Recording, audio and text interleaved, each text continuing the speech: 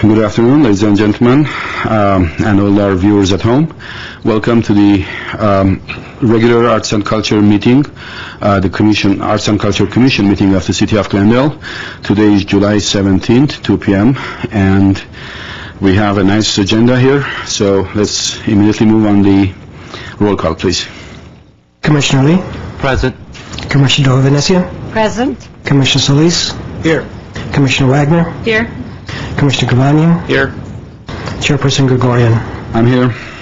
The report of recording posting of agenda for July 17th meeting was posted on the bulletin board outside City Hall on July 11th, 2008. Okay. Introductions and presentations. There are none. Consent items. Approval of regular commission meeting minutes from June 19th, 2008 at 2 p.m.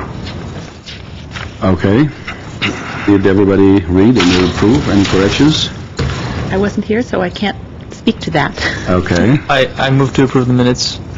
I second. All right. Any corrections? Any discussion on this? Okay. Let's go on a roll call, please. Commissioner Lee? Yes. Commissioner Venetian? Yes. Commissioner Solis? Yes. Commissioner Wagner? I abstain. I was not at the meeting. Commissioner Kavanian? Yes. Chairperson Gregorian? Yes.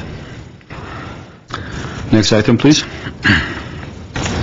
Consent item, approval of special commission meeting minutes from June 19th, 2008 at 4 p.m. Move to approve. I second. Okay. Any discussions, corrections? I made a couple of notes, but let me see what they were.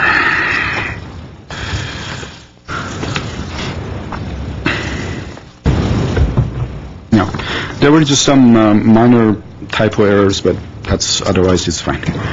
So, no more corrections, discussions? Okay, let's go on the roll call, please. Commissioner Lee? Yes. Commissioner Venetian? Yes. Commissioner Solis? Yes. Commissioner Wagner? Yes. Abstain. I wasn't here. Commissioner Kavanian? Yes. Chairperson Gregorian? Yes. Okay. Yeses. Next item on the agenda, please. Oral communications. Well, this item is for public to speak and to tell us what they think on various issues. There is a 5-minute limit for each speaker. The commissioners might ask questions, but there won't be any debate, and there won't be any decision made on any of the issues that the speakers speak. With that, the first card I have is Arlene Vidor. She will be followed up by Becky Mate. Hello, my name is Arlene Vidor. I'm president of the Glendale Historical Society, and I have a very short presentation in follow-up to a recent meeting that we had with the City Parks and Recreation Department to talk about something that's related to parks and related to culture, and that is the newly restored and preserved streamlined modern gas station that is the centerpiece of the Adams Square Mini Park. So I will get going. This slide here shows you that the National Trust for Historic Preservation thought it worthy enough to post an article on their website about the saving of this gas station, which is over 70 years old and has been kind of a beloved local landmark in the Adams Hill neighborhood for a number of years. Next slide. And just to give you a little history, this is the one and only photograph that we have of the little streamlined modern gas station. It's from 1946, and the owner, Ralph Spinner, is standing in the center there, flanked by the two gentlemen. And Mr. Spinner is also on the photograph in the corner. He was at the opening of the gas station as well. So there is a lot of historic continuity here in terms of people that had some involvement with this gas station over the many years of its existence and its preservation as a landmark. Next slide. This is what the station looked like probably circa 2001, 2, 3. Very much, except that it's a wreck, it looked very much like it did when it existed as a working gas station in 1936. You can see the streamlined, modern features. That's the style of the station. And that type of architecture, which hit its heyday in the 1930s, was really evocative of the machine age and the modernization of American society. It was the golden age of the auto coming into play, and suddenly lines became very horizontal and streamlined, and you see the rounded corners and the really kind of Art Deco looking capitals on the columns there. So this is a very, very exemplary streamlined, modern type gas station. And as I think you all know, the city took the gas station, declared eminent domain in order to preserve it for the neighborhood. Next slide. And this is what it looks like today. It really is a little work of art here. It's been restored to its original Richfield Oil Company color scheme with the Broadway font style, 1930s Glendale insignia on the top, and it's surrounded by a beautiful mini park. But that's actually not all. Go ahead, next slide. What we're trying to do, and why I'm here, is to tell you that we are partnering with History for Hire, a firm that actually designs sets and provides period props for the movie industry, and they are going to develop for us some floor-to-ceiling banners for this gas station that are going to show the gas station and automobile iconography of the 1930s. And these are some of the ideas that History for Hire came up with to actually put images of maps from that era and things. This was originally a Richfield station. You can go to the next slide. I just have some samples here of some of the images, very colorful and very bold, but at that time, travel by auto across the country was kind of a novelty, and the gas companies and the oil companies and the auto companies did some amazing artwork in their advertising, and we hope to be able to make use of some of this beautiful artwork to kind of recreate the period in which this gas station was originally built. Go ahead. This is another one, kind of a typical filling station, very formal, people actually helping you out. I don't know if anybody remembers that era when somebody would run up to your car and you're all too young, but anyway, they used to do, you probably think that, some of you think that guy's a policeman, but he isn't. He's actually a gas station attendant who would do everything for you, and at the time that this station was built, you would have everything done for you. Go ahead. And this was the ribbon cutting for the mini park opening, which occurred, I think, in October of last year. And we hope to have these banners completed by the end of the summer, so that we can kind of have some kind of a celebration to sort of reopen the park again with the gas station in its full regalia. Last slide. And I just wanted to throw some recognition to Pam Ellier and Christine Bullard of History for Hire. They are working with us and giving us free graphic design time to develop these banners. I believe that the city is going to be able to pay for them because they're not that expensive, but we are also seeking people to sponsor banners so that we can exchange them over and over again and not just keep the same banners hanging all the time. So hopefully it'll be an opportunity in that station to really get a rotating series of artistic pieces coming through that, of course, will all have something to do with the history of the gas station, the architecture, the history of the neighborhood, and anything else that would be relevant to the gas station in the neighborhood. So that's all I have to tell you. If you have any questions, I'd be happy to answer them, but this is just an informal update. Okay, thank you. Sure. Yes? Ms. Wagner? First of all, Arlene, I wanted to thank you as an Adams Hill neighborhood member for all of the work that you did personally leading up to this whole gas station happening. Well, thank you so much. Now, am I correct in thinking that the gas station will also be on our open studio tour? Is that what? Oh, yes, it will. I could mention that, too. We have asked for the gas station and the mini park to be a destination on the Open Studio Tour, and the Tropical Artists Collective, which is a group in the neighborhood, will be exhibiting there. So it will be a stop on the Open Studio Tour. Thank you. Yes, thank you. And just one more thing, I will mention that when the banners are installed, we will have a really fantastic neighborhood event that will be co-sponsored by the Historical Society in the city for the whole neighborhood. Okay, thank you. That's great, thank you. Any other questions from Ms. Vidor? Okay, thank you. The next speaker, Becky Mate, and followed by Barry Macon. Hello, thank Hello. you for having me here. I'm the founder of Art Day, as most of you know, which is a holiday for arts and artists of all disciplines. It's an international day, and the purpose is to raise awareness of artists as cultural leaders and to bring about a sense of generosity and gift-giving to bring more funds into the arts. And appropriately enough, Art Day this year is the second Friday in August, which it is every year, but this year it's the opening ceremonies of the Summer Olympics.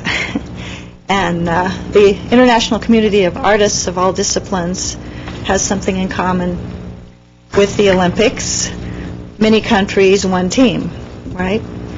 And what I invite you to do is to kick off this holiday, Art Day holiday season by sending out Happy Art Day greeting cards. And I'd 888. Yeah, is that something? Perfect. So I brought some It is my cards lucky number. to get you started. And there's 3 for each of you. Just pick one you like. Pass that around to me. And anybody at home viewing can make their own Happy Art Day cards, or they can buy a beautiful card and write Happy Art Day in it, or buy Art Day cards. And as Ripsmay pointed out, Art Day is also for arts patrons, arts collectors, arts organizations, because the artists and the arts collectors, they work hand in hand to bring about the arts, right? The way I look at it, artists are driven and motivated by one verb, and that verb is create. They go forth and create. And then things come in against them like rejection and self-doubt and lack of funds and all sorts of things. Then arts organizations and other things help them create. And Art Day is like giving them a pat on the back and saying, thank you for creating. Thank you for your creations. We like them in our community, and we like gas stations, for instance. You know, and we want more of it. Thank you. And that's why I'm very happy that the mayor of Glendale this year, following the other 2 mayors the year before and the year before, is going to proclaim Art Day, second Friday in August, with a proclamation. And I'd like to invite you all to be there. He's going to hand me the proclamation, and I'm going to accept it on behalf of all the artists in Glendale of any discipline. Which meeting? It's the city council meeting next Tuesday, July 22nd, 6 p.m. Yeah, July 22nd, 6 p.m. here in this same City Hall chambers. And you are all welcome to attend. I think it's pretty phenomenal that a city official allows artists to have their own holiday. He's really supporting the creativity in this city, and I think that's really amazing and historical. And all the viewers are welcome to attend that as well. I'm also going to invite you all, if you'd like to come to my annual Founders Art and Chocolate Party. Pass those around. And there's the information. And anybody that wants to know more about Art Day can email me, artday@earthlink.net. Or I'm going to be at the Montrose Farmers Market the Sunday before the morning, Sunday morning before Art Day, which is August 3rd. I'll be at a booth. I'll have the proclamation, a few Happy Art Day cards that I'm getting from artistsforabetterworld.org, and I'll have my article, 21 Secrets, How to Throw an Awesome Art Day Party. They can get that in advance if they want from artistsforabetterworld.org. But I'd just like to thank you all for kicking off the Art Day holiday season by sending out cards to friends, family, other countries. That's about it. Okay, thank you. Thank you, and they're stamped. Yes. Wow. They're all ready to go. Artday.net is your... Artday at earthlink.net. At earthlink.net. Yeah. That's how they can reach me. Okay, any questions, any comments for Ms. Nate? Thank you. This Yes, is wonderful. Commissioner Lee? I want to applaud people such as you to help in the community and spend countless hours. So thank you. Thank you. And happy Art Day, everybody. Thank you. Any other comments? I just think, we know of, well, I think I started to say we know about Flag Day, we know about some days and how they started, but years from now, we'll be able to say, we know who started Art Day, so thank you. Yeah, this is the 10th anniversary of it. Yeah. Thank you. Thank you, Ms. Smith. Okay, Barry McComb, followed by Kathy Billings and Lisa Resnick. Good afternoon. I'm Barry McComb, Executive Director of Glendale Arts and the Alex Theater. I'm actually here this afternoon to tell you about an event that's coming up at the Alex Theater. There's some cards being passed around to you. Unfortunately, last month we lost a member of the Alex Theater family with the passing of George Crittenden, who had been involved at the Alex Theater as an employee since the 1940s in different capacities. He was 80 years old, and up until about 3 months before his death, had been our head projectionist at the theater. And there truly probably is no one person that could be called Mr. Alex Theater more than George could. He was there through the theater's heyday, back when all the Hollywood previews took place, the theater and the stars. He was well respected throughout the motion picture industry and was solely responsible for the high quality prints that the Alex Theater has gotten in the past when we've done classic screenings through the Alex Film Society's programs as well as the Alex Theater.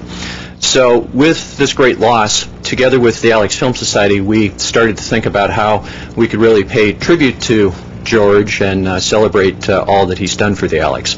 And in that spirit, on Sunday, August 3rd, earlier in the day, there'll be a private tribute for George at the theater, but we felt the best way to celebrate his life publicly would be to host a free screening of State Fair that afternoon at 2 p.m., which was George's favorite film. So I'm actually here to invite you all to attend State Fair. It's first come, first serve. There'll be a short little tribute to George before the beginning of the screening, and this is our way of basically thanking George for 60 years of service to the Alex Theater. He's left a huge loss for us there, and he's someone that obviously we'll never be able to replace. So I hope we'll see you all on August 3rd. Barry, how will you spell George's last name? It's on the card. Oh, it's on the card? Yes. Okay, thank you. And any questions from Mr. McComb? Thank you. Okay, thank you. Next speaker, Kathy Billings and Lisa Resnick.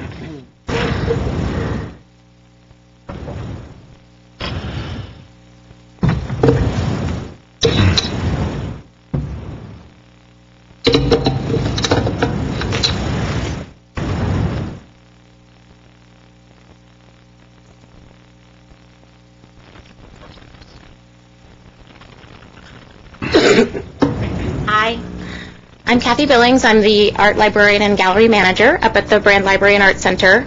I'm here today to introduce 3 events for you to know about. And First thing I want to remind you about, which Elisa announced the last time she was here, is that we're having a closing reception for our exhibition that's currently up. It's the Brand Associates or Associates Brand Library Purchase Award Retrospective Exhibition. So it's about 60 or so works from all the years that the Associates of Brand Library have been doing exhibitions. So since 1969. So it's a wonderful show, kind of the cream of the crop, and we welcome you to come up and see it if you haven't, and certainly join us for the reception, which is Saturday, July 25th from 5... Friday, July 25th. See? Friday, July 25th from 5 to 8 p.m. So we welcome you to do that with us. The next event I want to talk about is our upcoming exhibition, which is going to open the week following on Saturday, August 2nd. It's called Circle in the Square, and it features 5 artists from the Southern California, Los Angeles area: Yi-Sung Kim, Barbara Colo, Susan Cerrone, Luke Van Hook, and Cheryl Walker. I'm just going to show you some examples of their work briefly. As the title kind of indicates, there's a circular motif in all of the work that when Elisa and I reviewed it, it really came to light that they were all sort of working with this same image in lots of different ways with lots of different materials. Yi-Sung Kim works with brown packing string, and she applies it to the canvas like this, and it ends up with this interesting sheen that you wouldn't expect from just brown sheen. And this picture isn't great, but the work in person is really, really fun to look at. Barbara Colo, this is a large acrylic on canvas, 4 feet by 5 feet. So she works in very large scale, but with tiny, tiny dots to create these sort of what she considers to be abstract landscapes. Susan Cerrone works on aluminum panel, also works fairly large, and she uses oil. She works with her aluminum panel flat, and she applies these very kind of thick globs of paint. And you can just see the circle motif in her work. Often the whole circle doesn't show. You just see like the edge of a circle or, a part of a circle. And Luke Van Hook, also with his circles. He's been trying to perfect the circle. So his work is, he's a fairly young, recent graduate of Otis College, and his work is very interesting. And this piece is fairly small, but he does lots of larger pieces and pieces on all different kinds of materials as well. Lastly is Cheryl Walker, and Cheryl is... she does drawings and painting, but she's also an installation artist, and a lot of her work is interactive, and so the public is invited to participate in the work. And the next thing I'm going to talk about is a special performance we're going to have in association with this exhibition that will involve visitors and allow them to participate in the work. Her work in the show is going to be a large installation of colored vinyl with smaller vinyl pieces, and the pieces can be removed and reapplied in different places by the public. The opening reception is going to be Saturday, August 2nd from 5 to 8 p.m. And, of course, our phone number is 818-548-2051. And all this information is on our website, www.brandlibrary.org. And then the last thing, like I said, I want to mention is that we're having a special dance performance, and this piece is specifically related to Cheryl Walker's installation. I'm just going to read from my press release quickly. And the genesis of this is that Cheryl, the artist, had said to us, I would really like to do some kind of, performance piece with this. And so we reached out to Glendale Community College's dance department with the help of Arlene Vidor, and we're able to hook up with Martha Carrascosa, who's a student at Glendale Community College, and Liz Curtis, who is a professional dancer who is teaching at Glendale Community College this summer.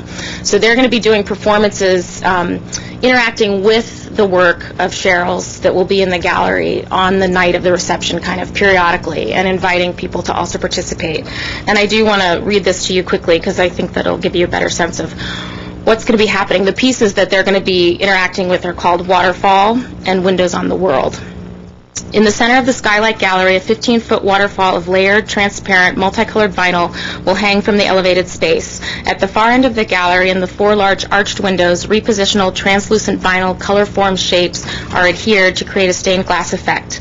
In an opening performance, dancers Liz Curtis and Martha Carrascosa from the renowned Glendale College Dance Department will animate the gallery by penetrating the space of the waterfall and by moving between the waterfall and the windows. As the dancers interact with the artwork by adhering vinyl color forms to the windows, viewers will be invited to participate in the creation of the stained glass window effect by adding and moving overlapping translucent colored shapes.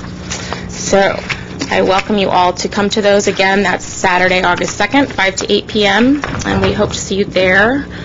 And I will give these to...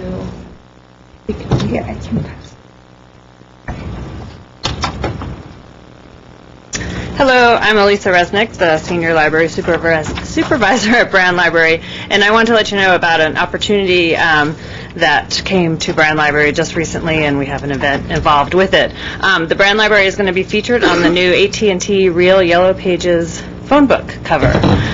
They contacted Kathy a couple months ago and said, do you have either artists from Glendale or artists who have done work representing the Brand Library? They wanted to somehow incorporate us. And we did have an artist who's in this, there it is, he's in this slide. He's the one pointing to his works. And these works actually were inspired by the architecture at Brand Library. I haven't seen the final version of what's going to be on the phone book because they want it to be a secret until it gets unveiled. But I'm told it's actually a collage of 3 or 4 of the works that he did, so probably some that you see here. We're going to have an unveiling event on Wednesday, August 6th at 6:30 p.m. at the Brand Library inside the recital hall. Mark will be there.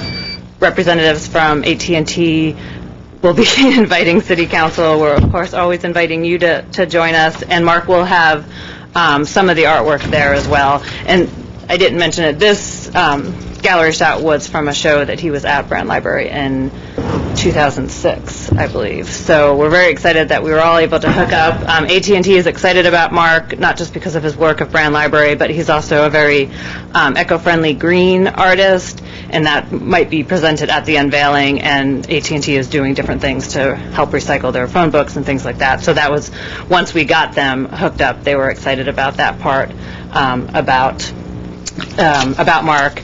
And I don't have a lot more details. It's just sort of been put together this past week. But I believe there will be a reception, and I think he has secured either Whole Foods or another organic market to help host the event. So Wednesday, August 6th at 6:30 p.m., the unveiling of the phone book. And then that'll also begin the delivery of the phone book. More than 216,500 copies will be distributed throughout Glendale to residents and businesses, and according to the press release, that delivery will last about 4 weeks, so not everybody's going to get it August 6th, but shortly thereafter. So I want to let you all know that. That's sort of hot off the press news. So thank you. What's his last name? Thank you. Mark Vanalia. Oh, Vanilla. Yeah. You said 216,000 copies? 16,500 copies. Wow. And the press That's release more than the population of Glendale. Well, because of businesses. It says it goes to businesses and residents, and it will also be available to new businesses and residents throughout the year. So, yeah, more than the population. Thank you. All right, thank you. Any questions from Lisa or Kathy? I wondered, has your contact been with the AT&T folks locally, or I mean, I'm thinking of Rich Roach, who's... It's, I think, one of the marketing people, and her whole goal was the cover. I know that in case he's out of the loop, it might be good to contact him. He's so active in the community, and... Okay, if you want to send me that information. Yeah, because we're sort of all, they call us partners, so the Brand Library and the artist Mark Vanalia are partners to AT&T. We're sort of all handling different parts of this, so we're putting out the press release and sending certain invites, but I'll make sure that's all in the loop. All right, any other questions? Thanks. All right, thank you, Alyssa. All right, that concludes my 4 cards that I have. If there is no more cards turned in, then we close this and move on, please. Let's go on the next item on the agenda, please. Business agenda. reserving the Brand Galleries for our annual Open Studio Tour, art exhibition, and Man's Inhumanity to Man event. This item was tabled at the last meeting because commissioners felt both events, Open Studio Tour and the Men's Inhumanity to Men's, have significant importance to the community, and they both should take place at Brand Libraries and art galleries. So for that reason, we have invited Ms. Cindy Clary, the director of the libraries, to discuss this item. Good afternoon. Good afternoon. I'm starting from the beginning, and I apologize, I wasn't at the last meeting. Would you like me to start with background, or do you have questions for me? Maybe the commissioners who requested this to be put on the agenda, maybe you could add something? I can ask a question. The whole problem with me was we were hearing different things, you know, she said this, he said this, so I thought maybe we could just bring you here, and I appreciate you being here so we can ask and get a direct answer. The question was, is the Open Studio Tour going to be able to have our exhibition at the Brand Galleries? What we discussed several months ago with Chairperson Gregorian was the fact that we had booked the gallery for 2009, and that we could do one exhibit for the Arts Commission, I mean, in collaboration with the Arts Commission. And so at that time, it was my understanding that we were scheduled for the Open Studio Tour in June, am I correct? Yes. Okay. And so the meeting that I attended had to do with man's inhumanity against man and the possibility of doing an exhibit in 2008. So that, since we couldn't do it in 2008, that brought us to 2009. So what I offered was to do one or the other. And I asked Elisa Resnick at the Brand Galleries to hold off on full commitment to the artists in April, knowing that they may switch back and forth. So that was how we left it in the last discussion. So it is one or the other? At this point, yeah. Okay. Thank you. And let me tell you a little bit about why. The gallery artists book, or we book the gallery artists 2 years in advance. And as you know, Brand Library is a wonderful space, and artists don't bring in works that are off the shelf, so to speak. They produce works specifically for the gallery. So it takes them 1 or 2 years really to produce that volume of work, or to put together a group show in collaboration with Kathy and Elisa. And that's why we book so far in advance. Absolutely. And so the Man's Inhumanity, they could still have it at the library, the Central Library? Well, my vision for Central Library is that we've already done this to a certain extent, my vision for Central Library is that we do more art exhibits, and we have a track record of doing that for a couple of reasons. One is that we get over 2,000 people a day in that building, and so it gives people an opportunity to be exposed to art that otherwise would not be allowed to be, or not allowed to be. They wouldn't necessarily make it their choice to be exposed to art, but coming into the library, they can be exposed to art. Mm-hmm. So what I proposed was that we use Central Library for one or the other exhibit. And just as a point of comparison, Brand Gallery gets maybe 700 people a day to their facility, and out of that 700 people, not all of them get to the gallery, because a lot of them, probably the majority of them, are focused on library. The gallery is sort of a dead end, and people don't always walk through those doors. So, you know, if you're choosing between one or the other, I'll put forth for your consideration the fact that Central Library is an incredible venue in terms of exposure to whichever exhibit we do there, if we do either one of them. And with the coming of the Americana, I expect that even more people will be walking through our doors. In my opinion, although Brand Gallery is a wonderful space, and it's a premier space and very prestigious, if one of your goals is to promote the Arts Commission, it allows you an incredible opportunity to have an exhibit at Central Library as a way of promoting what you do. It does the same at Brand Library, but the exposure is not quite as large. So at this point, I'm sorry. Basically, if I understand, the gist of it is, brand galleries are kind of more prestigious, but Central Library gets a lot more audience and foot traffic. Well, I think Central Library is prestigious, just in another way. Comparably, one is more prestigious than the other one, As an but art the other gallery. one gets more people than... Yeah. Okay. As an art gallery. Okay. Commissioner Kevania. Also, if I might, I did talk to Ms. Cleary on Tuesday, and we did talk about this item a little bit. And the difference really, from my perspective, is one is a more educational facility rather than the other one, which is an art gallery, a place to present art. The other one has a more educational background to it, if I'm not mistaken.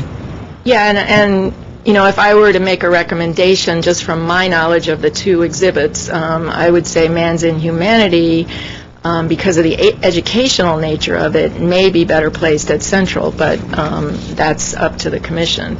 On the other hand, I know that when I attended the Man's Inhumanity meeting, I think the goal of that was to combine the artistic merit of an exhibit with the educational, and you know, correct me if I'm wrong, but I thought the goal was to bring in top-notch artists, well-renowned artists, that would reflect Armenian history.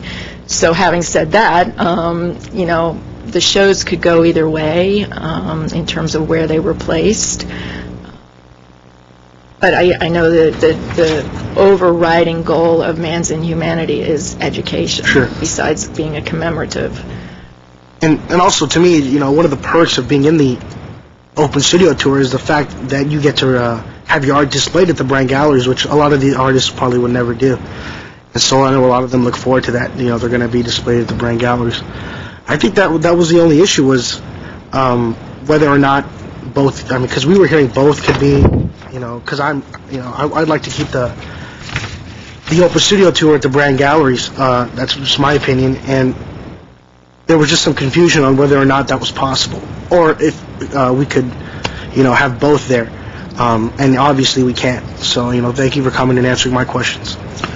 Any other questions from Ms. Cleary? Yes. I just wanted to clarify, looking at the minutes, is it the Open Studio Tour is already set for the Brand Library this year? Yes. September 9th through 19th in Correct. 2008. That's correct. So that's set. This is for This discussion is for 2009. 2009, well, that's what I just wanted to make sure we all were talking about the same events. So we're talking about then 2009, one or the other events. Correct. And At the Brand Library. at the Brand galleries. at the Brand Gallery, and then the other. Okay. I'm sorry, has anybody any questions anymore? I have a question, I think it's on the practical issue. We have the 2009 June reserved for Open Studio Tour. And you said that we could push the artists in April to June if we reschedule the Open Studio Tour either in April or to another venue, and have April for either of these events, correct? Okay. My question to our staff is, now that we have this Open Studio Tour for this September, are we going to be able to use either April 2009 or June 2009 for Open Studio Tour? April will be too soon for us to get ready again. What about June? And April is Just one Man's second. Inhumanity to Man. We don't want to do two, do we? No, we don't. I just want to make sure that we understand. So, if we decide to do Man's Inhumanity to Man in brand galleries next April, when will the Open Studio Tour be organized anyway? I will suggest September of next year. So again, September of 2009. And would that be possible with your scheduling and your promises and your contracts with the artists? We're booked through 2009. So we cannot do Open Studio Tour in Brand Galleries at 2009? In September. Yeah. We cannot do that. Because of our commitments to other artists, we cannot. Okay. But we'll work with any month that you want for Open Studio Tour at the Central Library. Okay. And one other thing before we get into discussion ourselves, unless other commissioners have any questions. I understand that Brand Galleries are going to go through a refurbishing, remodeling project, and hopefully extension and whatever good things that might happen to it. And we anticipate this to be in 2010 and 11 approximately. Am I correct to understand that? Hoping. Okay. So it will reopen when? Approximately. We probably will stay open through a lot of the construction, but we haven't hired an architect, but what we've talked about is using the gallery space for library space during whatever construction we go through. So, and there may be periods where we are closed, but if all goes according to plan, then I would suspect the refurbishment renovation would be done by 2012. So approximately 2 years, we will have this transitional and kind of closure and open period. My question is, most probably we don't have anything scheduled for 2012, and I know that's looking 4 years ahead, but most probably we don't have anything. So can we have some kind of a commitment from the library that in 2012 we will be able to do both Open Studio Tour and Man's Inhumanity to Man at Brand Galleries? Right before I commit to anything, just let me give you a little background about what we can do in the gallery according to budget. Right now, I worked in the gallery and the library for about 10 years, and when I first started working in the gallery, we actually had 11 shows a year. And then in the early 90s with the recession, we cut that back to 4 shows a year. But then because of the collaboration with the Arts Commission and our support group, the Associates of Brand Library, we now are able to do 6 shows a year.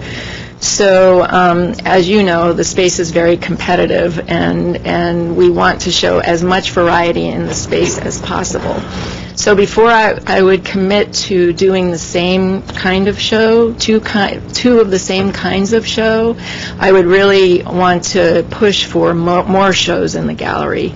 And so between now and 2012, it would be my goal to, with the help of the Commission too, and helping us spread the good word about what Brand Gallery is all about, increase the number of shows, and get to the point where we can sit down and talk about committing to the same type of show twice a year. Well, obviously, if we can increase the number of shows, that means the possibility of having 2 slots reserved for Arts and Culture Commission increases. Yes. Correct? Good. Yes. And that's excellent. But I'm sorry, I lost the track of my mind.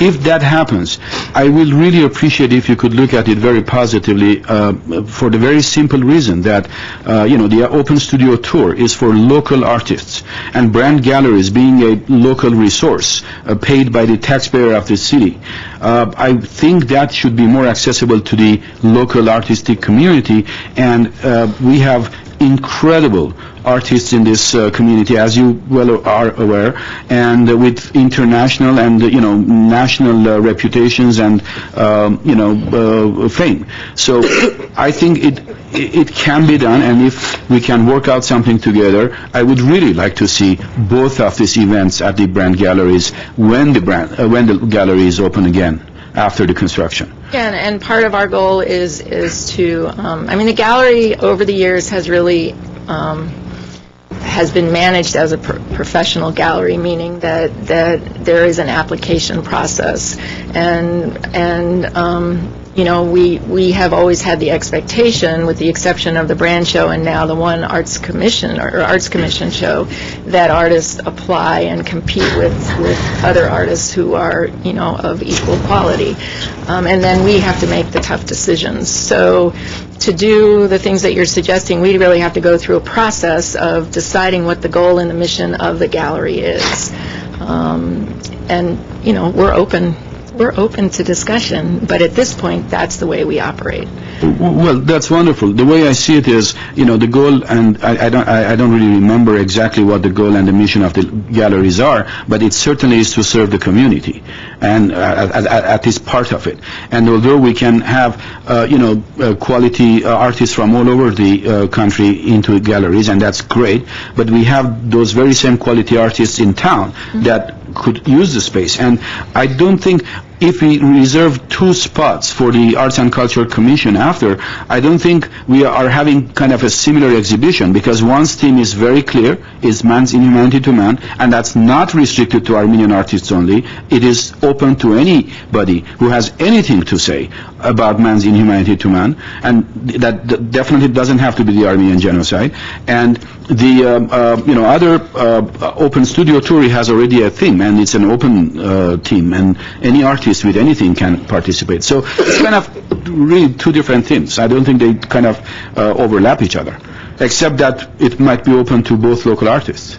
And as I said, the only thing that holds us back from that right now is that we want to give as many groups and as many individuals, and there are a lot of groups out there too, some Glendale groups, some Southern California groups that we accept into the gallery. So at this point, with the few number of shows that we have, offering it to one group, even though it is a city group and even though it is the Arts Commission, would limit the ability of other groups to show. And that's where we are now, but I think we can,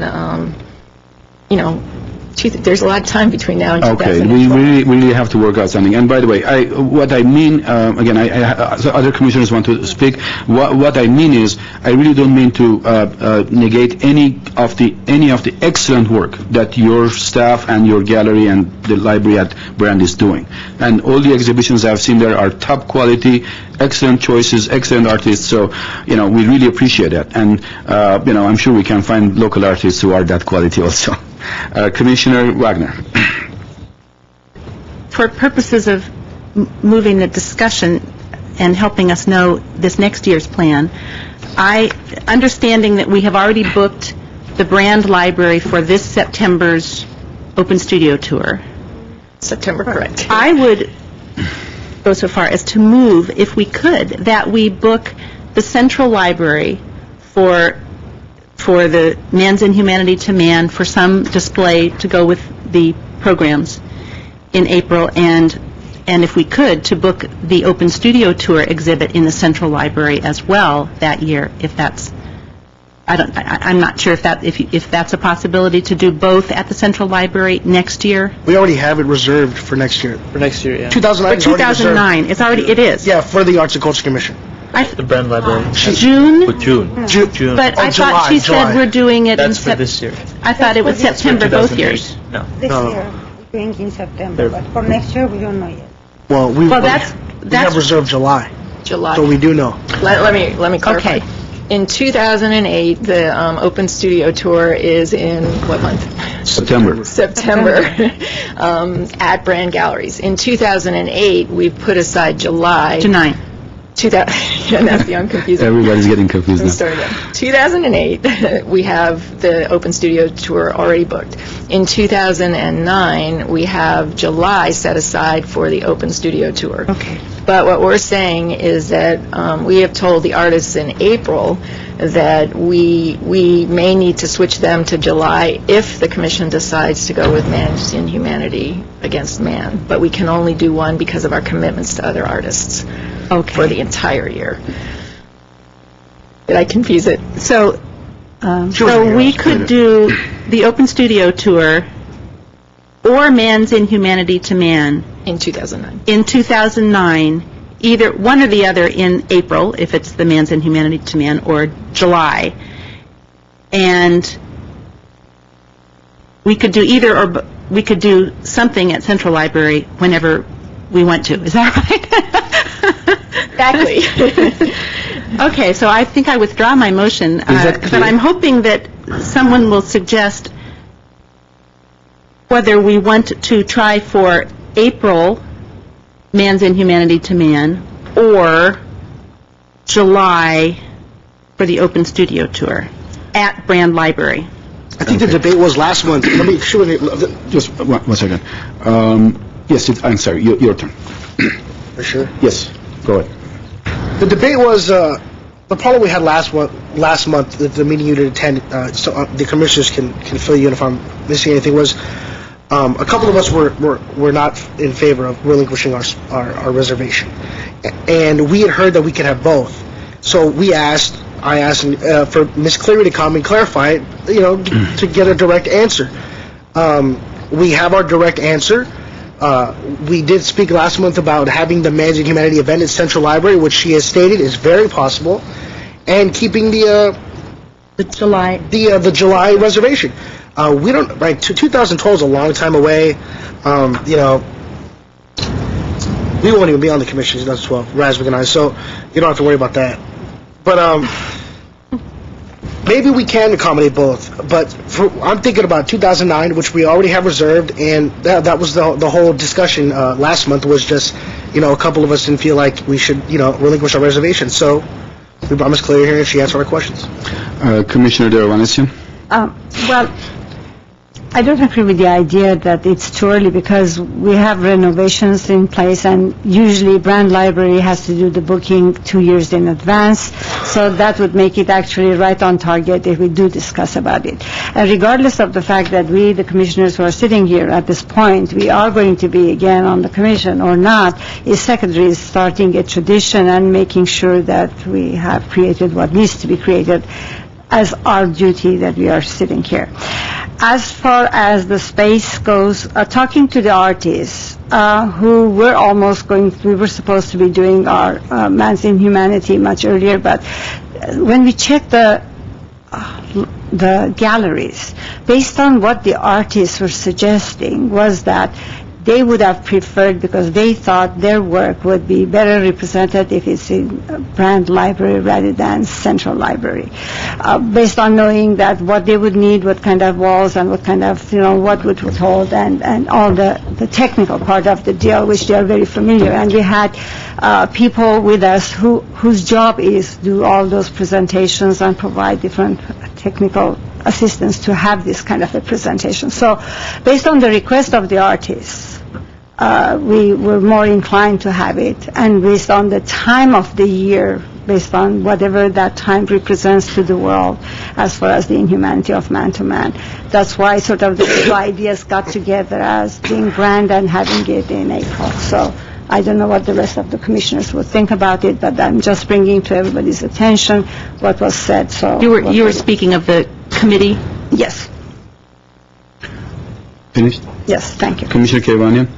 I'm going to attempt to make a motion, I think. Let's not, I'm sorry, let's just make the comments first, and then we will entertain motions. Generally, it goes the other way. Yeah, exactly. If you have, no, let's do it this way. He wants to make a motion. If you want to make a comment, let's do it. If not, then I will give you the floor for a thing. But do you have any comment here? I don't have a comment, I think. I'd like to refer to the city attorney. Can he make a motion if he'd like to? Can you just cool down, please? Are you kidding me? Commissioner Lee, do you need to make a comment? Are the comment section done? Okay, why don't you have your motion? I move that we stick with the dates that we have already scheduled with the Brand Library from our commission and do the Man's and Humanity Against Man event at Central Library. I second the motion. Okay. So that would be July Open Studio Tour exhibit at the Brand Library. And Man's in Humanity to Man event in April at Central Library. Correct, of 2009. Of 2009. Yes.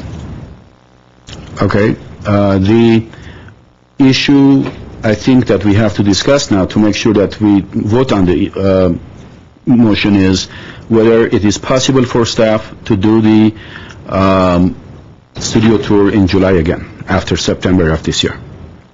That gives you practically about 8 months.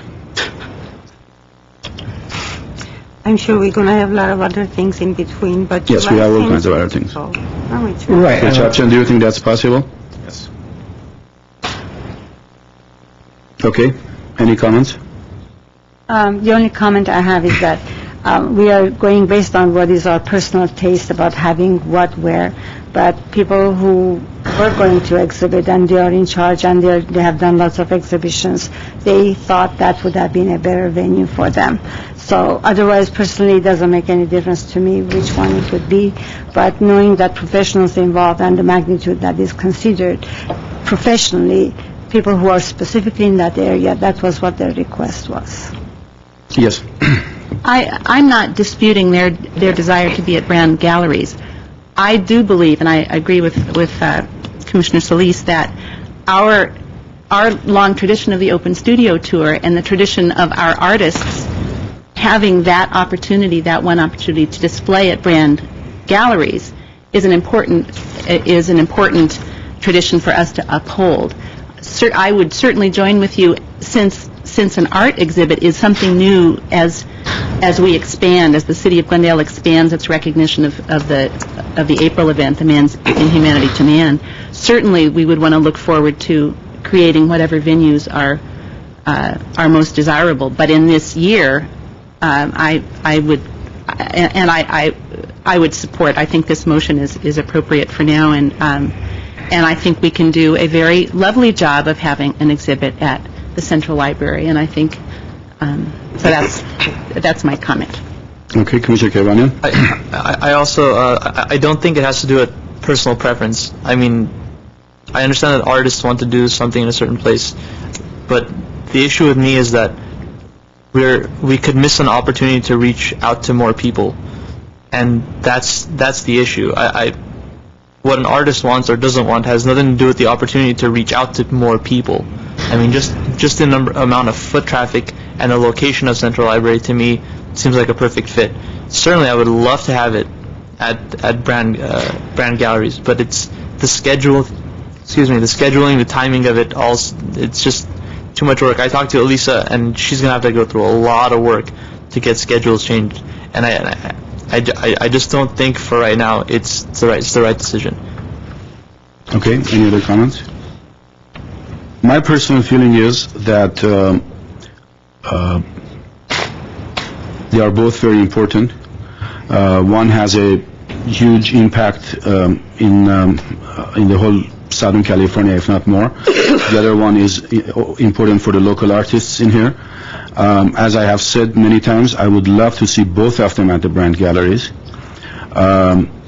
However, if I have to be put on the spot and put a gun on my head and asked which one do you prefer if you have only one choice, for the practical purpose of July being so soon after our September, and also for the issue of for me personally, not because of, again, the theme, but because of the importance of the issue as a human being, the Man's Inhumanity to Man is more preferable to be at the Brand Galleries because of all the discussions that we had with the artists, with the gallery owners, with the curators of certain shows, and also because of the request of the committee that was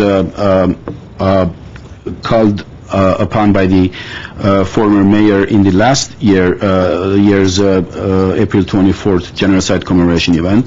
That committee also requested to have this in the Brand Galleries. And that committee was represented by almost not every, but many organizations in the community who do a lot of good work and hard work.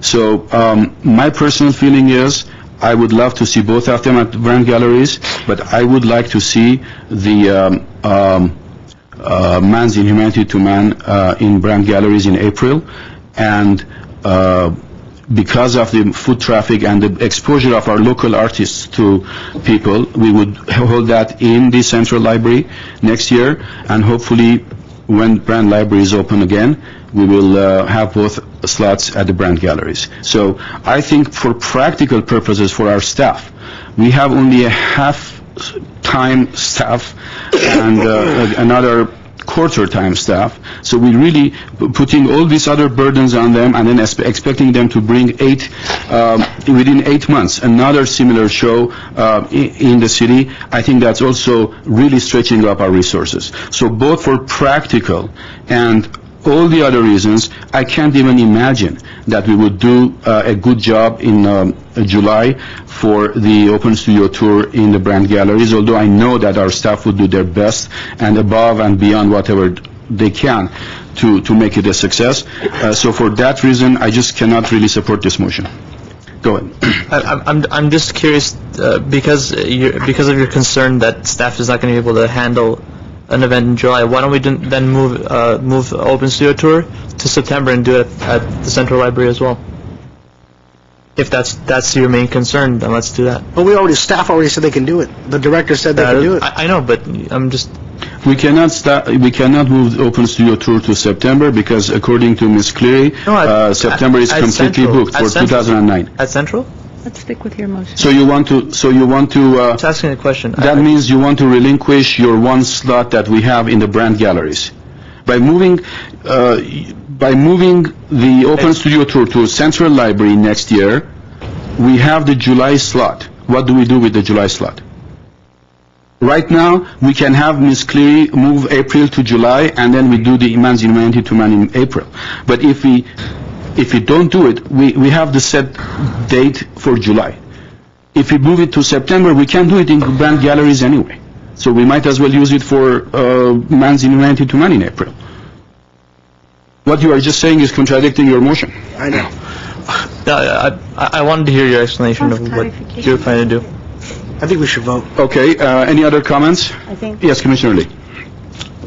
I would open it up to ask if Glendale Arts can maybe lend a hand to the Open Studio Tours if there's any doubts whatsoever that we can't have a successful event. You know, in case if staff is overburdened, if there's other events that come up, maybe we can ask the Glendale Arts to lend a hand a little bit, and because I think we should be working in conjunction with them also. Absolutely. Okay. Ms. Chapchan? Commissioner, or all the commissioners, although we can do it in July, I think it would make sense to wait until September to do the next Open Studio Tour and keep your date with the Man's Inhumanity to Man at this point. I mean, we can certainly do it in July, but it is very close to what you're doing now in September. It's almost, once you finish, you're going to have to go back and do it again. And you may confuse the community in terms of so narrow, the dates being so close together. So either way, I mean, we can do it in July, but it does make sense to keep the Open Studio Tour in September. And in addition to that, Ms. Cleary just said that artists usually prepare about a couple of years for their exhibition.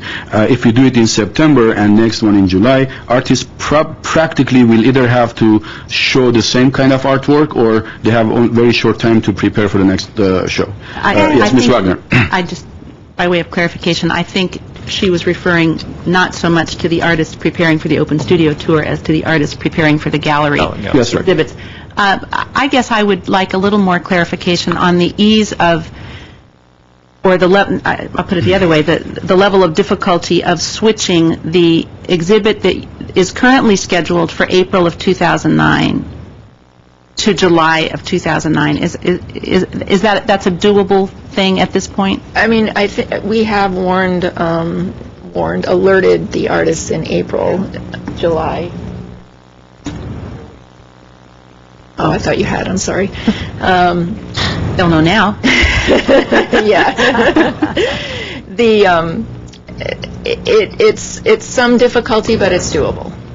It is doable. And they have, I guess they have the impression that they will be in the gallery in April, but we as a staff knew that there was this possibility, so we are prepared to do what we need to do to switch. So it is doable. Mm-hmm. Thank you. Any other questions? We really have a full agenda, so it's better if there are no more comments or burning decisions. Let's just move on the vote. Okay. Right? Okay, let's have a roll call, please. Commissioner Lee? Yes.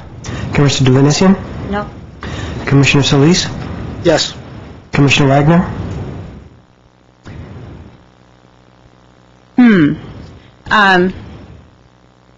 I think I'll following the recommendation of the Director of Parks and Rec, with whom we still sit, as a commission.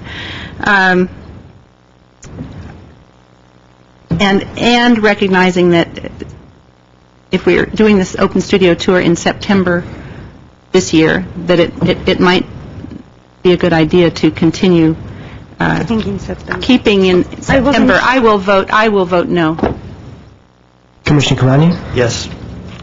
Chairperson Gregorian? No. So there are 3 yeses and... So 3 yeses, 3 noes. So it doesn't, the motion doesn't pass. It fails. Okay. Does anyone want to make another motion, or we should, again, table this, but I would prefer not to table this. Let's have another motion, please. I move that we ask that we schedule the Man's Inhumanity to Man exhibit in April at the Brand Library, and that we schedule the April 09, and that we schedule the Open Studio Tour exhibit, the tour and the exhibit in September 09 at Central Library. I second it. That will make a lot of sense. Not July. Not July, September. We're talking April and September, Brand and Central. Okay, is the motion clear? Is any need for discussion? Do you need to discuss? yeah. Yes, Commissioner K. So now what we're doing here is we're setting a precedent. So now every single open studio tour is No, going... we're not. We're just doing that. Yes, we knowing that, no, I don't, I mean, I think our precedent is the other way. This is recognizing that we're making, it's a transition time. We've changed our precedent in the time of our Open Studio Tour as it is. We're in September now. We would have every expectation, I would hope, of eventually getting the Open Studio Tour back to the Brand. I don't know how that will work. yeah, But at least that's what for I'm- this, that is a... That's what I'm saying But is for this that- year, Yeah, but the reason why we made the change in the first place for this year was because of a staffing issue. So now that the staffing issue is fixed, temporarily or whatever it is, part-time, now we're making a precedent for something else now. I can understand that perspective. I can understand, for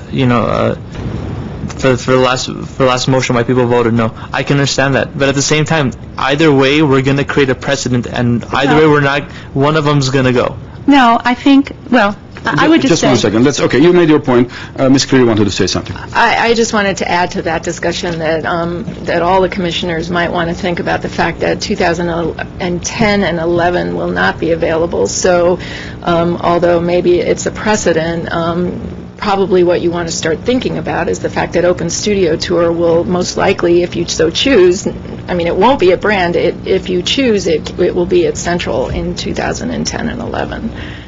Okay, thank you. And Commissioner Lee? Something a little bit off, but sort of continuous with it. Unity Festival, I haven't heard of any plans, and that's normally in October, unless we're switching that to summer, which was part of the committee. That's another discussion. Let's not get into that, Well, please. it's a piece of this one. It's a relative, because if Open Studios is in September, there's no way that staff is going to be able to switch gears in a couple of weeks. There was a talk that they Unity. would move the Unity Fest to May, but again, I'm not quite sure what that is. Let's not... Maybe Mr. Chapchian will... Just to let you know, don't worry about Unity Fest. I think we're still planning on having it in October, and we're working with Zizette from the city manager's office, so we will have it done. Okay. So the Arts and Culture Commission is not going to be part of We're that. talking about next year. Is it going to be... It's going to happen this year and next year. Okay. Arrange for that. All right. Any other comments? Yes, Commissioner Solis. So then 2009 would be the last year anyone exhibits at for 2 years at the Brand Gallery. If our reconstruction renovation goes as we As plan. Yes. Any other comments? Yeah. I'm still going. Oh, I'm sorry. I thought you finished. Go ahead. So we're worried about staffing issues. 2009's next year. I mean, I don't think staffing. The first question we asked was to our staff and our director, and they both said it would not be a problem. And now all of a sudden we have backpedaling from both sides. Well, I mean, I don't understand that. When we directly asked you both, I mean, what happened? I mean, Nothing happened. We can do it in July. We can also do it in September. I'm just saying that it does make sense to do it in September, since we're doing this one in September. And I think when did we do it before? When Rip Simeon and I talked, she actually feels that we may get better participation in September than we did in July, because July is a summer month. Well, we did it in June before. But So the only reason why we're doing it in September this month is because of staffing issues we had with the commission, correct?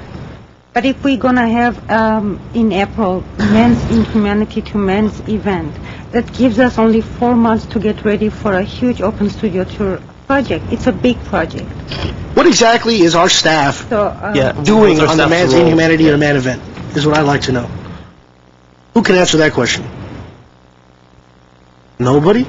Who is planning the exhibit, the art exhibit? at this point, the Man's Inhumanity to Man planning hasn't started. But is It it, starts, I believe, in September. And So then that's why when- are they That's when securing- the committee will be pulled together to start working on the Man's Inhumanity to Man. Usually, what role does our staff have on that commission? On that committee? If I'm correct, I think Eve did have a support role in terms of coordinating. I think the commission was asked to do an art exhibit related to Man's Inhumanity to Man. This would have been the first one, I think, we would have done. If I may clarify, the role of our staff in last year's, this April, the one that just passed, and I think that was the first time that it was conceived that we should do an art exhibition for the Man's Inhumanity to Man. The role of our paid staff was almost minimal. However, the mayor had asked for the commission to be involved, and Commissioner Deravanesian and myself volunteered to participate in that. And what we basically did was we gathered some gallery owners and some artists to make a subcommittee, and they were doing most of the work. However, because the city had put a announcement out, some artists had sent their work to Eve. And I think that's basically what it is. Eve received several art and art form and some CDs, but then that was when she quit. So her participation was almost minimal, if very close to none. So we don't really know what will be next year and the following year, because as Mr. Chapchian announced, it's not the committee has not been formed yet. But again, if it is formed, we will volunteer, and I think what we will do is we try to get as much volunteers and artists and gallery owners in the city as possible to put the minimum burden on our staff, especially when we are really short of staff. But again, the scope is not known yet. That's a totally unknown issue. So let me clarify.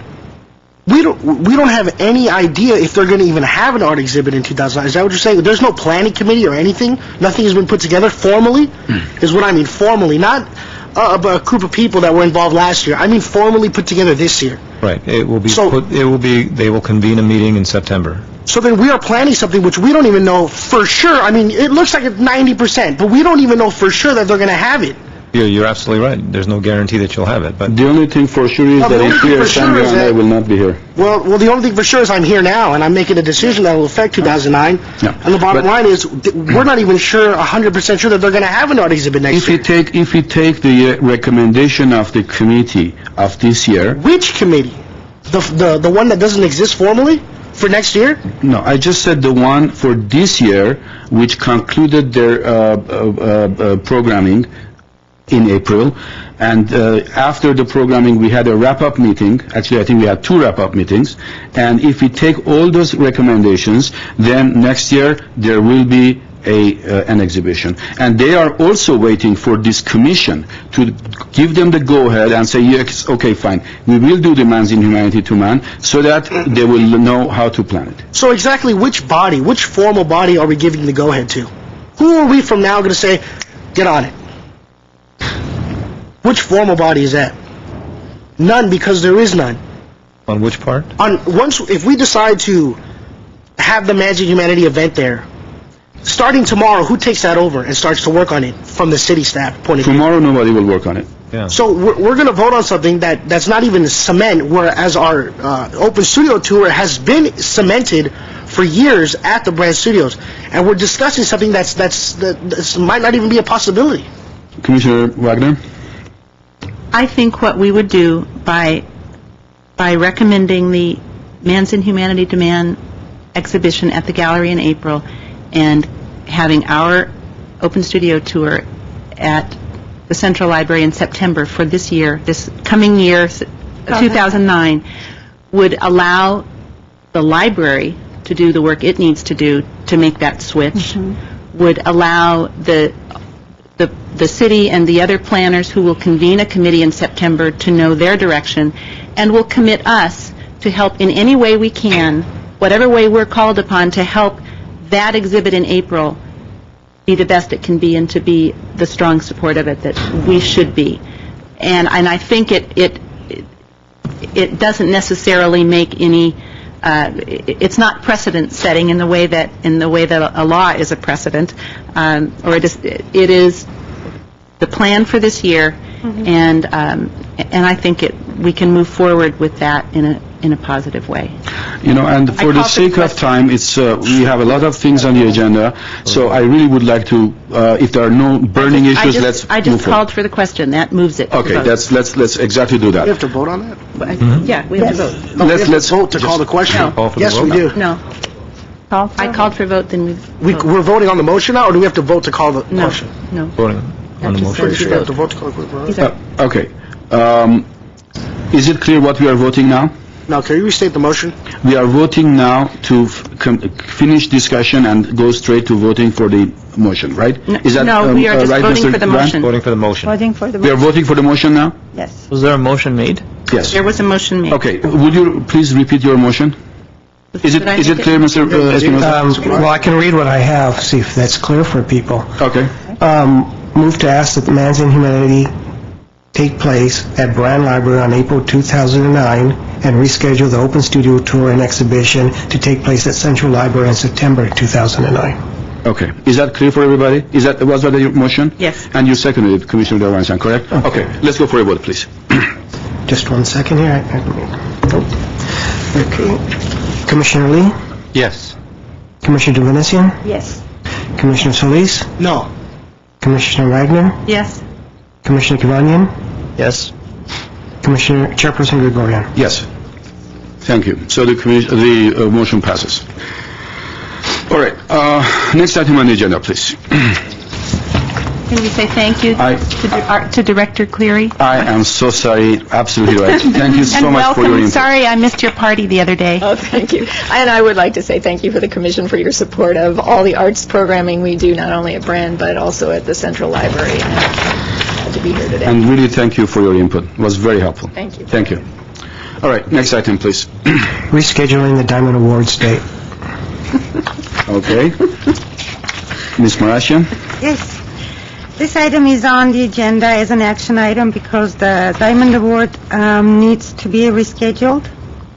As we discussed at the last meeting, due to the changes in the staffing, the Diamond Award has been on hold for several months. Originally, it was scheduled for October, but now we will recommend a new date, and we'll ask the Commission to approve the date. At this time, staff contacted the Americana on Brand to secure a date for their community room for the recognition ceremony, and the new date that we have now is December 4. As soon as it's been approved, we'll be able to move forward and start planning Diamond Awards. But at this time, I will ask Richard. Oh, he already passed around the copies. He's been working on the timeline and has some guidelines and applications for you just to review. Some of the works were already started back in January. So I will let him share some of the information with you. Well, you have in front of you it's sort of a to-do list as opposed to a timeline, since there is no really dates that I can associate with any specific item. It's called the Diamond Awards to-do list.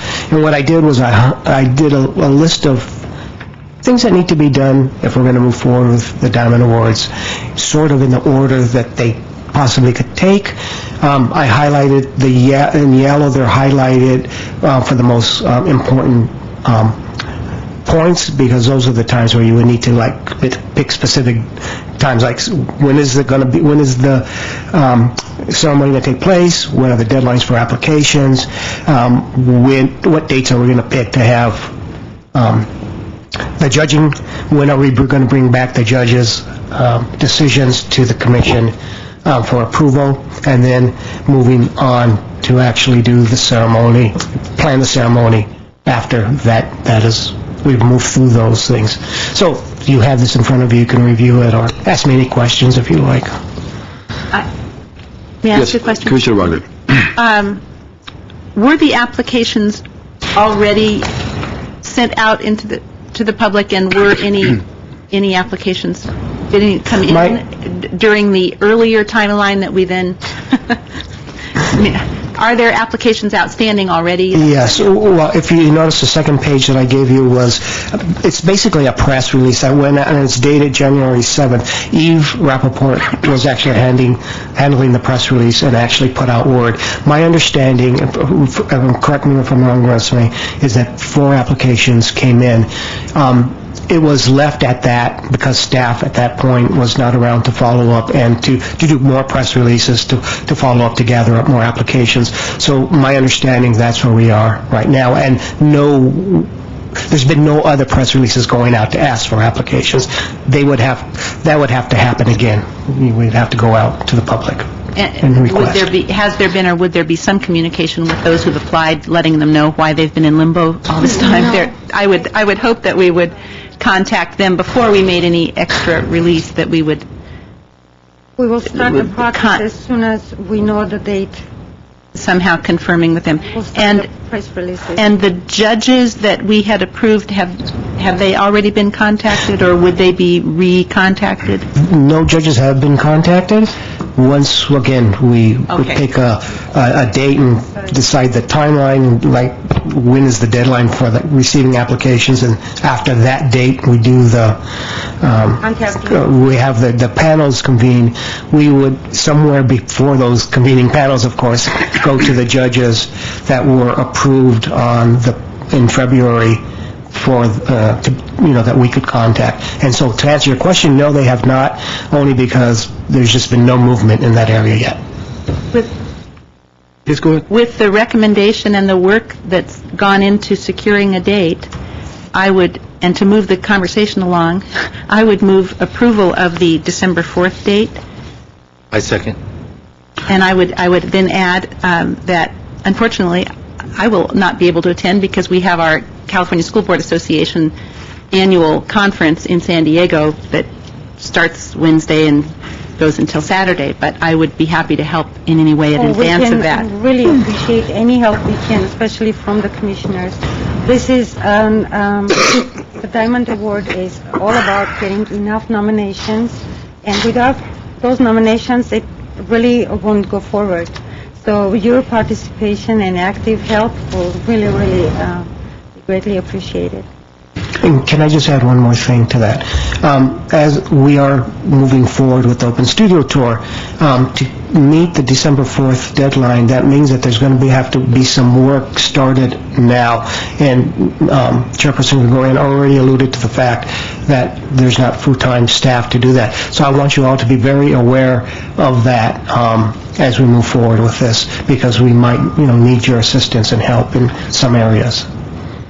Okay. We should be willing to do that. Yes, absolutely. I agree. Because right now I see 3 big things that that the staff will be working on, up until especially during December. And then after that, then at least with one off, and then goes to April, and then to September. And the commission every month. So, let me understand. December 4th is already booked, because according to the paperwork, you were going to have a discussion and you were hoping to be able to book. Is it done? I talked to Wendy over at the Americana. She has it down. She's sending me the permit paperwork. So it's just a matter of filling out the paperwork. So just a matter of paperwork, but the date is set? Reserved, yeah. Okay, excellent. Any other questions? Okay, I think let's move forward with roll call, please. What was the motion Excuse me. again? To approve the date and go forward with December 4th. And I don't know if we had a second for that. I don't have one. Commissioner Lee seconded Oh, it. did you? Okay, sorry. Okay. Let's have a roll call, please. Commissioner Lee? Yes. Commissioner Devanesian? Yes. Commissioner Solis? Yes. Commissioner Wagner? Yes? Commissioner Kavanian? Yes. Chairperson Gregorian? Yes. Okay, next one, please. Long-term strategic plan follow-up.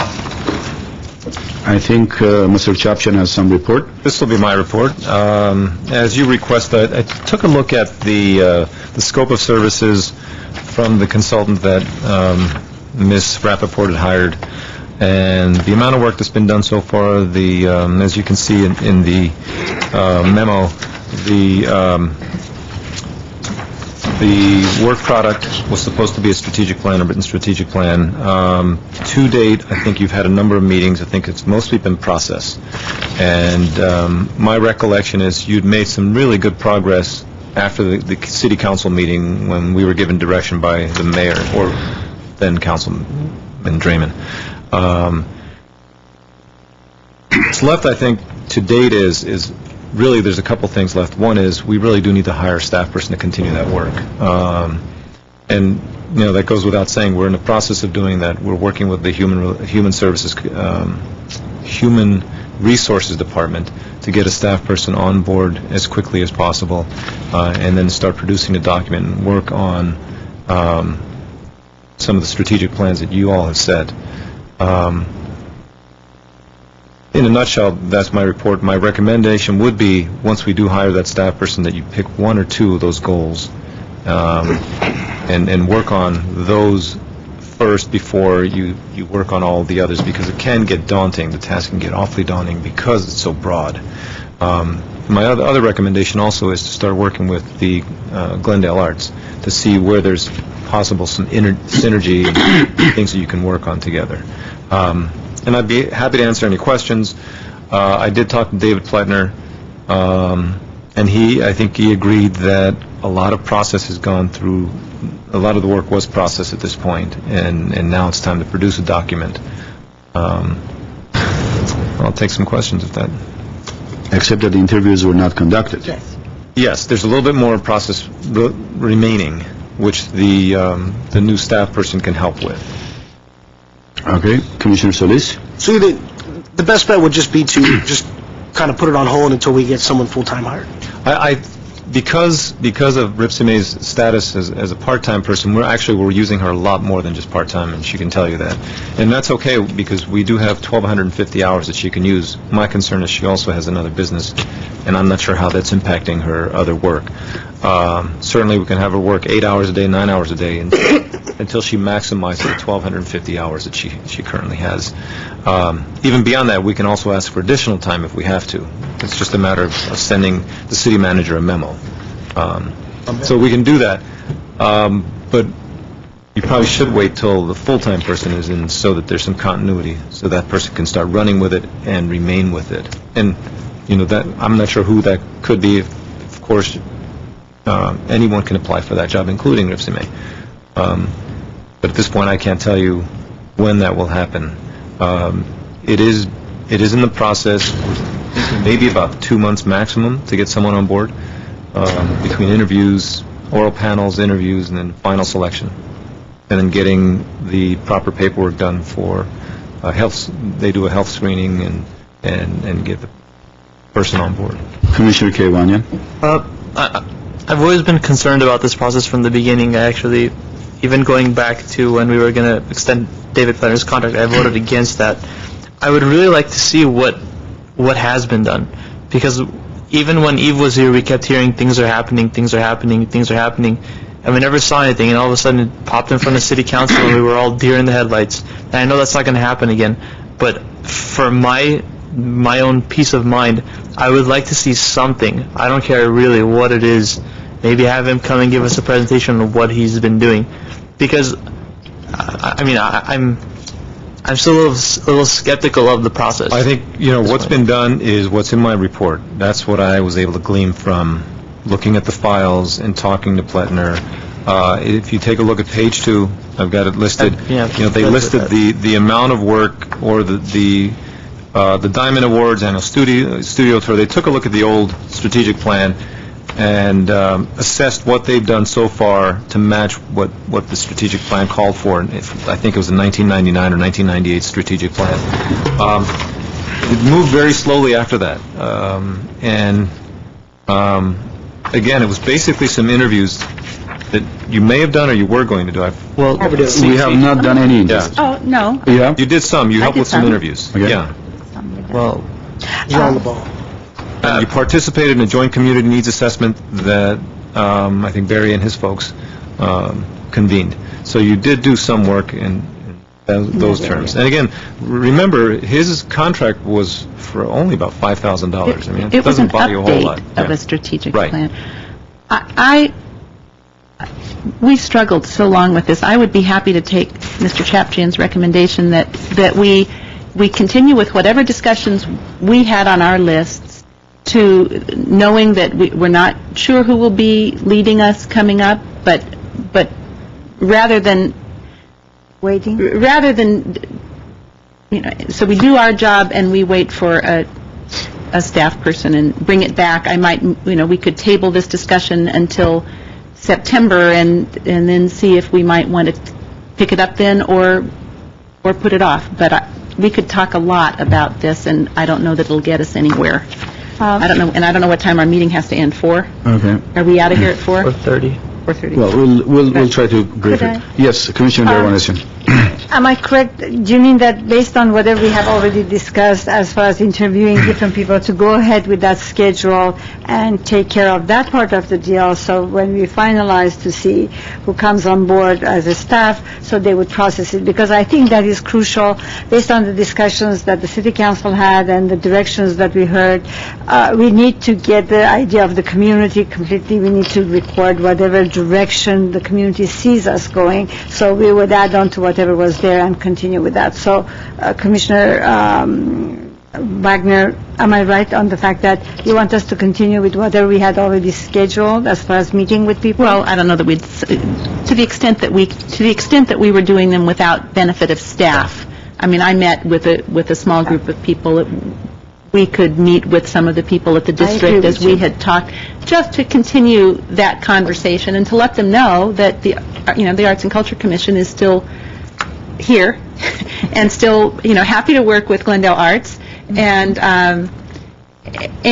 to solicit input. Absolutely. Maybe some people, I agree. maybe there's some new ideas out there that we haven't heard of. So That's exactly that would what be we my want. Thank you. my hope. Commissioner Kerbani? I have two questions. First of all, if we were to, what is our scope of action in terms of what somebody would make a motion to? What would be our scope? I'm just asking in general. I mean, are we looking about a specific direction to direct staff or to direct the department to keep going forward with what's going on, or what is? I don't see that there's really any action for us to take. I don't know that it's more of a discussion item as far as I'm concerned. But if somebody wants action, I would suggest that we continue with our meeting schedule and await and table further discussion of the update until sometime far from now. Yes. Okay, Commissioner Solis? To me, it would either be either tabling or just making a motion to just put this on hold. But it's still in turn us doing our part, but in turn making a motion to put this on hold until full-time staff is hired. Sounds good to me. Sounds good to me. Yeah, that's okay. Any comments? Any more comments?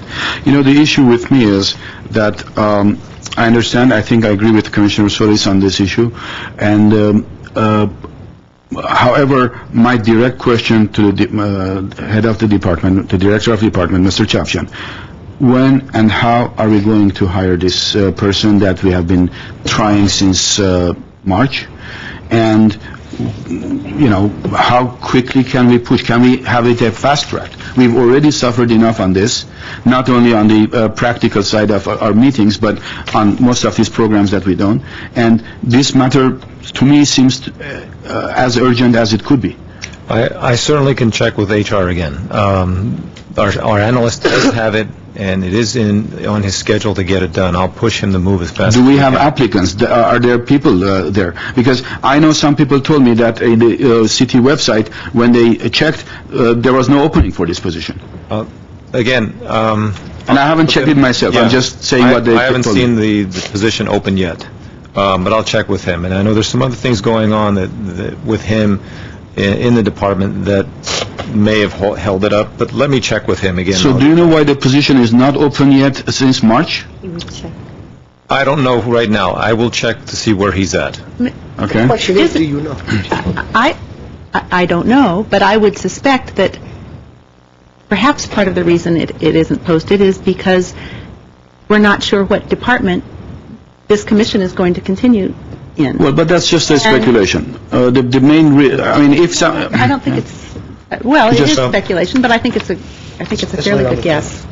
I'd like to make a motion to put this on hold until full-time staff is hired. I will second. Okay, any other discussions? Hold insofar as We can You mean the still- strategic planning? as an Strategic item for plan. discussion. Our work continues. Yeah, personally, Yeah. it'll be grinding up. One of the reasons that I haven't had opportunity to discuss this issue in my interviews is because staff and the intern was supposed to make the appointments. That was the understanding that I had with Eve and the previous intern. But if we have to do it, then we will do whatever we have to do. I think your recommendation is a good one. Okay, any other comments? Okay, let's go for a vote. Is the motion clear? Okay. Commissioner Lee? Yes. Commissioner Duhanesian? Yes. Commissioner Solis? Yes. Commissioner Wagner? Yes. Commissioner Kavanian? Yes. Chairperson Gregorian? Yes. Okay, next item on the agenda, please. Status of Arts and Culture Commission, transferring from Parks, Recreation, and Community Services to Libraries Department. This was not an item that we have an update on. I think this was that. I asked this, It's asked for it to be placed on the agenda, yeah. well, I'm sorry, I think Commissioner Solis asked for this item to be placed on the agenda last that's month. right, yes, okay. Yes, yes, please. I asked for this to be put on the agenda because I can't be clear, but maybe 4 or 5 months ago, I received a phone call from my mother, who, she attends city council meetings, stating that the council had spoken on the dais, on record, that they were thinking about moving us to the libraries. Which, fine. But then they started saying how they heard the support, and, after speaking with a couple councilmen, oh yeah, you're commissioned all for it. And then they agendize it. It's going to be on the agenda to vote whether or not to move us. That's it. I mean, I never heard about it. I don't know if any other commissioners heard about it. But just like that, they're going to vote whether or not to move us to the libraries. And I know they can do that. But I want to know is, how could something like that go? I mean, did Parks hear about it? Did the director hear about it? Ms. Cleary, did she hear about it? I mean, how does that go about without any commissioners hearing about it?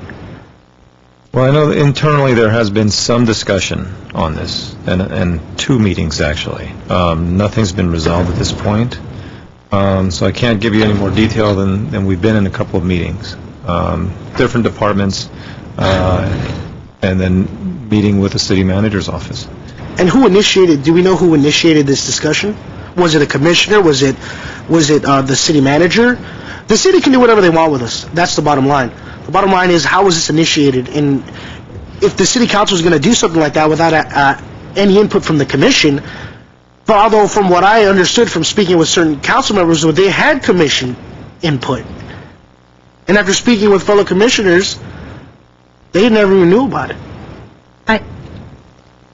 Did I Yes, please, go comment? ahead. I think the question is, has it come to the commission as a body?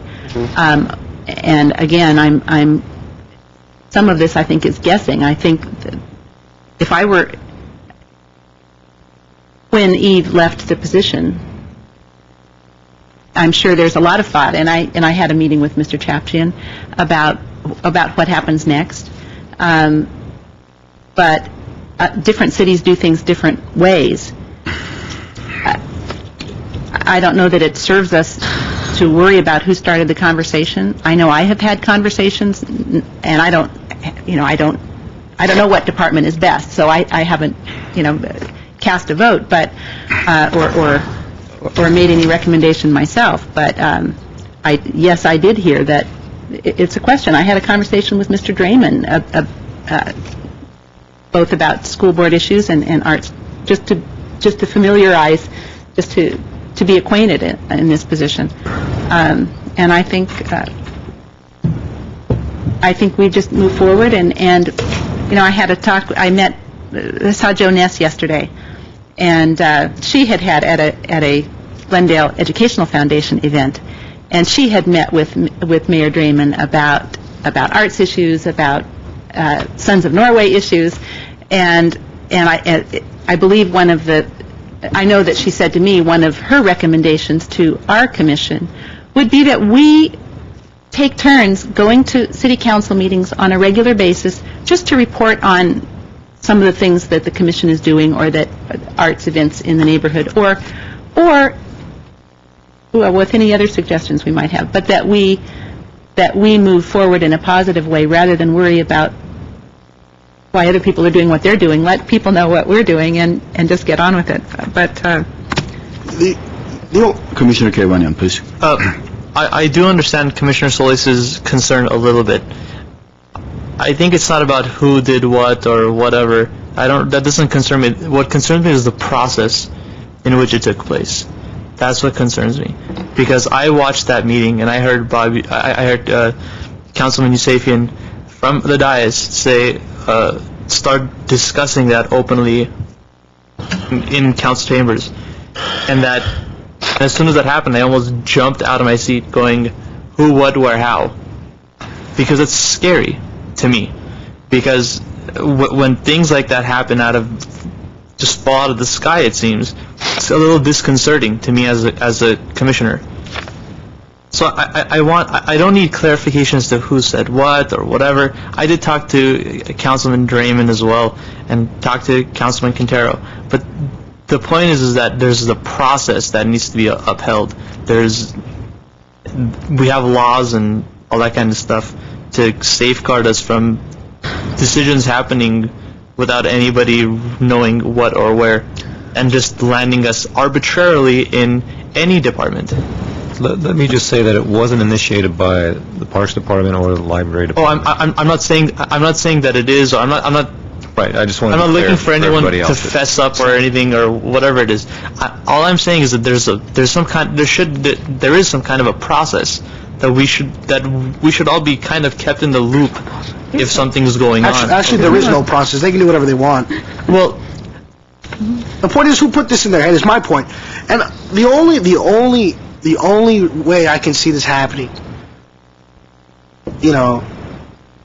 is one of the commissioners just saying, hey, check this out. What do you think about us moving to the libraries? It's obviously what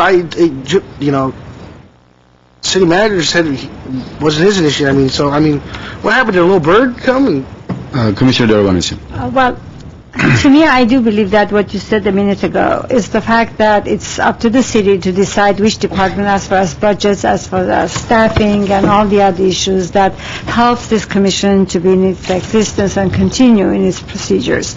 So that is a governmental decision that they decide based on their budgets. Now, if need be, they might, but I don't see how it would be different. They would ask the commissioners, but that would be a second step.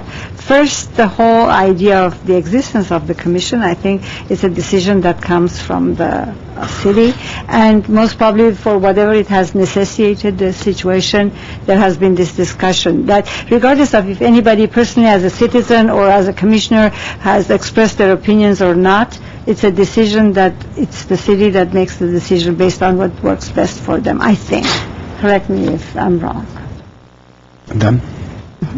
Commissioner Wagner, you wanted to say something. I forget what I don't know if I wanted to Today's the day we all something. forget. Just one second.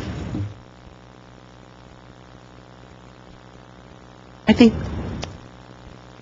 I would wonder if I were for a commission that's hoping to have a staff person hired. If I were a person looking for a staff position on the city, I don't know that I would want to come before a commission that spends so much of its time worrying about what it does and arguing about its future, and less time just helping the staff do the work and moving forward. I think the city, I think we have an example of an arts organization that is functioning very well, and that is finding work to do and doing it in this community. I certainly think there's a place for this commission, for a city body to help, but I think that if anyone has guidance for how to make this commission more effective and work with whichever department seems to be the best match, and some cities do it with libraries. We certainly work a lot with the library department as it is.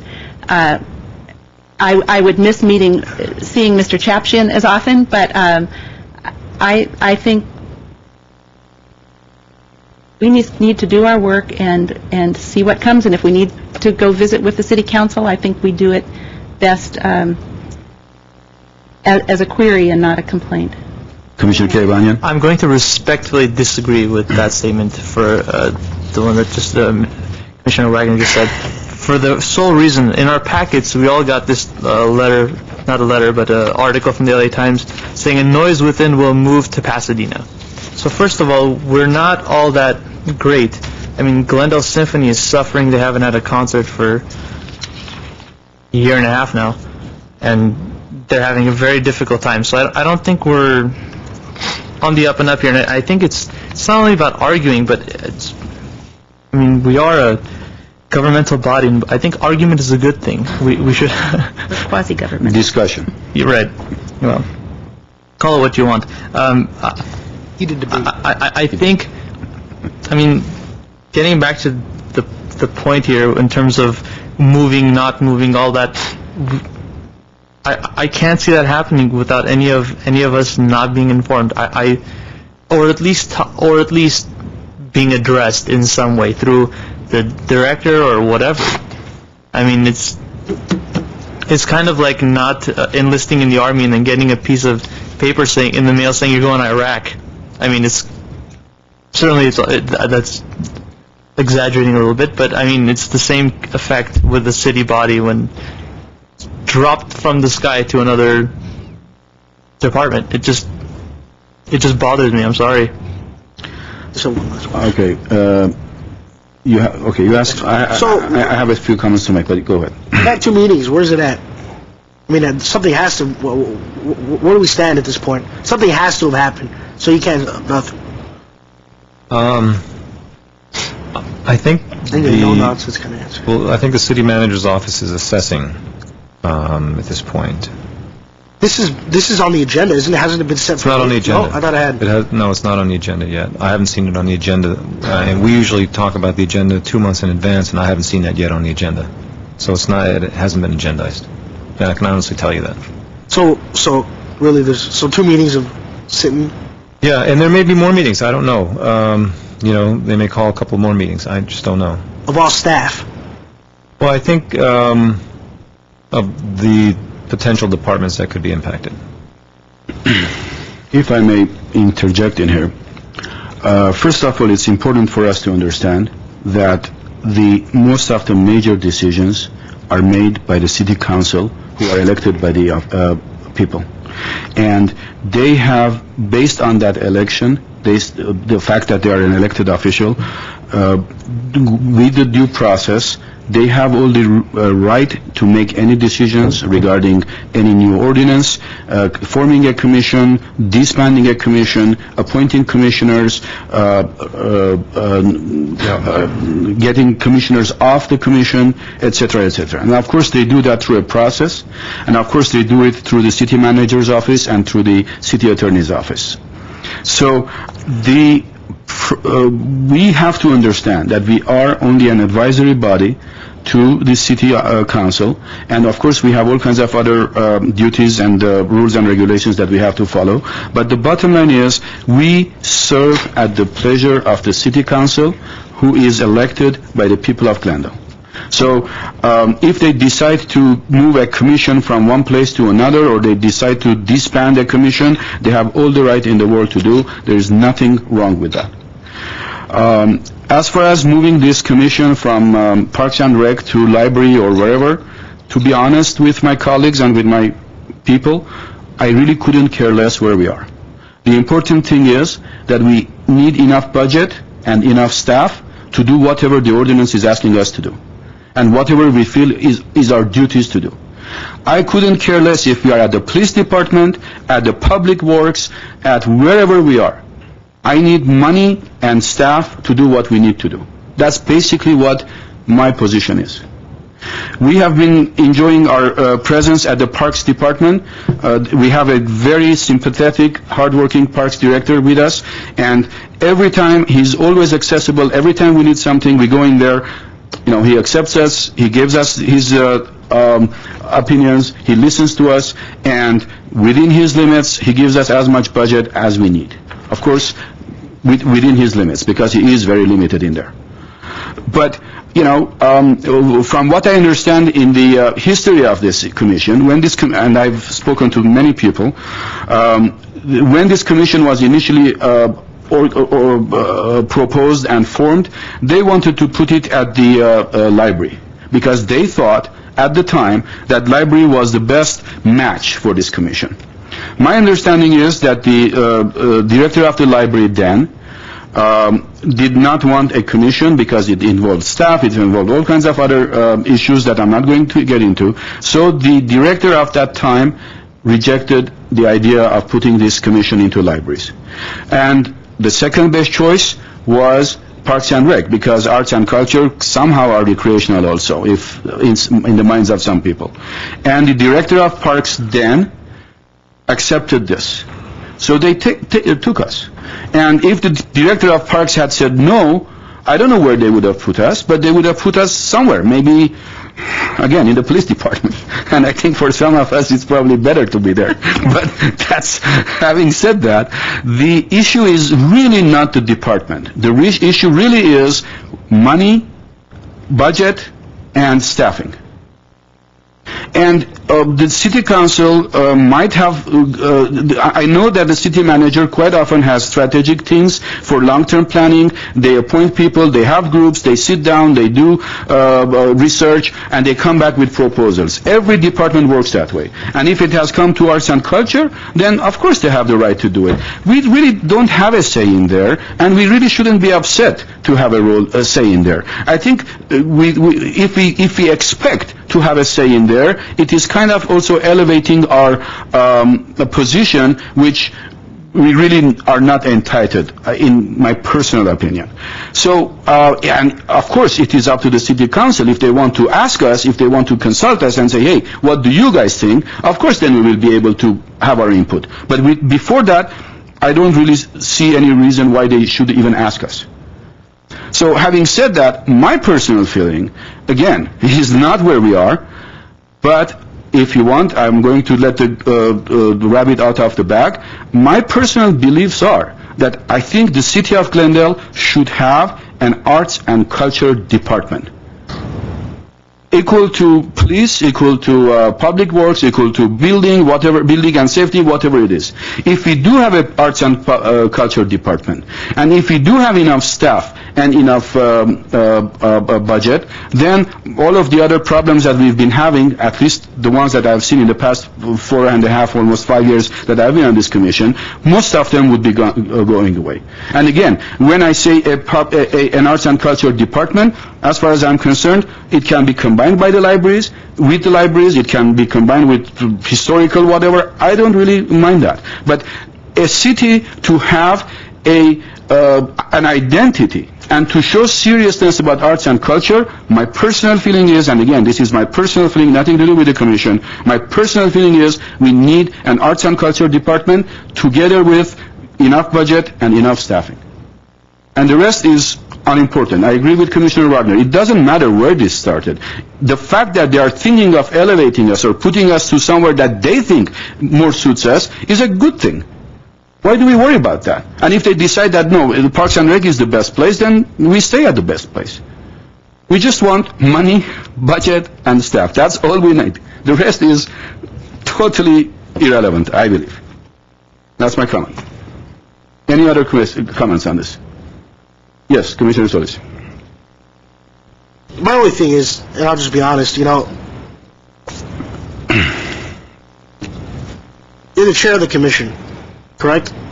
And Probably, yes. you meet with everyone. You meet with the mayor. You meet with and we asked you months ago when you were speaking with them. What are you saying? Please bring. Please don't go around saying stuff without asking the commission. Correct? So in lieu, you brought us this paper, a paper that you brought to us of what you were saying to inform us of what you were going and proposing to them for the future of the commission. Correct? The paper you gave I'm us. not even sure what of your ideas. Yes. Remember that paper? Yeah, I have it here. You want a copy of it? On the top of that paper, it said that your first concern was to move us to the libraries. No. If possible. No. That we should merge with the libraries. No. That's not what So I my said. only problem is like, what if, I don't want a commission, a councilman to think, well, here's a chair and here's this greatly prepared document with great ideas. Don't get me wrong, those are great ideas. Maybe this is what the commission wants. And so that is where I'm thinking that this came from, was that document and your meetings with the council. Now, I could be 100% wrong, or I could be 50% right, or, maybe they thought about it. My only point is, if that's the case, then, that's not right.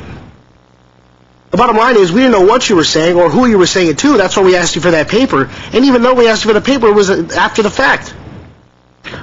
So if a council member come in here and said, well, your chair came forward and said this was what you guys wanted, well, what does that mean? What happens then? Okay, Commissioner Darrow. I have a clarification there. Was the paper that you're talking about, was that Who's this paper right? personal opinion of Mr. Gregorian, or was it the commission decision? I don't think, was it? No, at that point we had asked Chairperson Gregorian to pretty much cease because he was speaking to the council members as our chair. As a chair. As our chair. As a chair. With this document. At that point, I think it was the three of us. That's really not true, but okay, continue. I think it was the three of us, if I'm not correct, saying, hey, I don't feel too comfortable about you going around speaking as our chair. You're right. Even though you are our chair. But you don't, you represent, but you don't represent, all of our ideas. So the bottom line is we asked you to bring that, and he brought it, correct? My understanding is that if he has discussed it as a commission, yes, this is not appropriate. Discussed it after the fact. Because that is not what we discussed here. But if he has discussed, even though he's a chair, if he has discussed as a citizen, his personal opinion, that is okay. So I don't know where we stand on this anyhow. Commissioner Wagner. I think it's always a delicate thing for the president or chair of any organization to be divorced from the organization for which you speak. But I think in any event, to go back to the question at hand, Yes, it's you're not for us to determine. I think we all want to serve the city, and I don't know what we can accomplish anymore. I think it is important that we raise the question and that we raise the fact that, what Gosh would like to know. Yeah. But again, I think we could go on with the meeting. The only reason why I put something is so that the community knows, our constituents, that this wasn't an idea of the commission. This is just, that's all I want. I like everything black and white. The commission never discussed this. It was never voted upon, so we knew nothing about it. This is the first time it's been on the agenda, July 17th. So if we were to get moved in 2 months, never discussed again, that's all I wanted. All I want is, you know what I mean, for people to know. Yeah, thank you. Any other comments? Okay, let me just clarify something. I will read on this paragraph first. Ideally, the city should have a separate arts and culture department, equal in stature to other major departments, for example, police, parks and rec, housing, building and safety, fire, WP, etc. The arts and culture department shall be combined and include the city's library system. A library department already exists, and clearly they do complement each other and often overlap in their activities. This is what it is. But above that, this is what it says. I'm reading on this document. Draft proposal for long-term and short-term strategic plans for brainstorming and discussion only. This document is intended to create a lively discussion and help long and short-term strategic planning for the arts from a different perspective and from outside the box, and should not in any way, shape, or form be perceived to be against any City of Glendale policy, department, or official. How is it signed, Chairperson? It is, exactly, it is signed, prepared by Razmik Grigorian, Commissioner, Arts and Culture Commission, City of Glendale, California. And having said that, let me explain two things, and I think if there's no more discussions, then we will move on to the next subject. Number one, the chair of any commission has to work on agenda, has to get around and be the point person for that commission or for that body, is recognized as the person to refer to, is the point person. That's why people elect chairs. And in the capacity of a chair, and also in the capacity of a citizen, the chair of a commission should talk to people, should go to officials, should see what they think, should see what their ideas are, what their policies are, what they expect the body to do, and should try to bring it back and implement it in the commission. That's my understanding. And I will be very happy to announce here very clearly that all these discussions that I've had with Mayor Drayman, with Jim Starbird, with Bob McFall and all the other officials, and Mr. Chapjan, has been on my capacity as a citizen, and also I cannot alienate the fact that I'm a commissioner on this issue, and I have a very passionate discussion about the arts. And with this document, I would rather than think, oh, what happened, and think all kinds of conspiracy theories are happening behind our backs, I would really like to concentrate on this, see what is good and what is bad about this, and if we agree with it, we go forward. If we don't agree with it, this is, as I said, for discussion only. And the issue is really not, if anybody thinks anybody on this dais is trying behind the backs, working on things that is outside the policy, that is completely wrong. At least to my knowledge, nobody is doing that.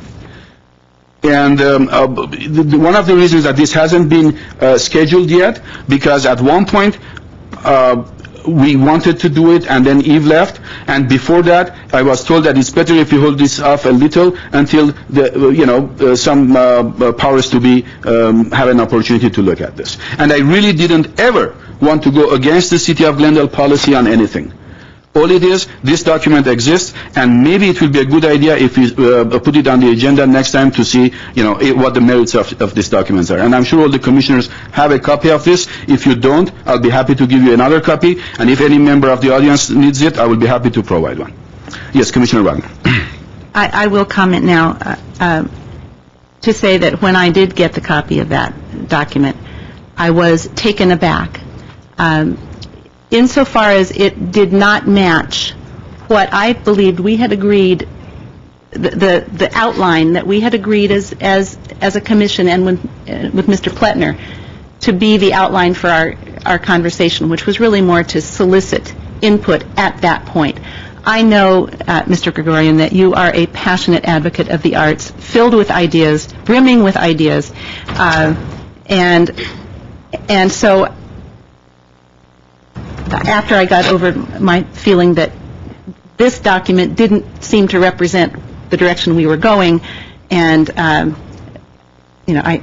got over that initial response. But I can understand Commissioner Solis's concern that your suggestions, which I also felt were somewhat at odds with the conversations we had in the series of meetings with the ALEX, the Arts Alliance. But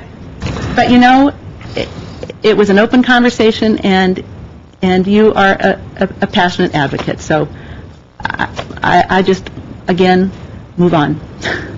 Okay, thank you. Any other comments? One more comment. Yeah. Yes, Commissioner K1. I am a little, I still am a little concerned. I'm a big process, rules-oriented person. And I still think that some councilmen, I've talked to several, and I know one for sure thought that what was represented to him was a commission idea. That idea, that some of those ideas on that paper were thoughts that had come out of this dais. That's what I'm concerned with. I mean, You can try your best, but if you're the Queen of England and you walk into a room, people are going to call you Queen of England. They're not going to call you Elizabeth. So that's all I'm trying to say. It's very difficult for anyone that has any kind of position to be separated from that, especially in any kind of a meeting situation with anyone, especially when you're walking to the city.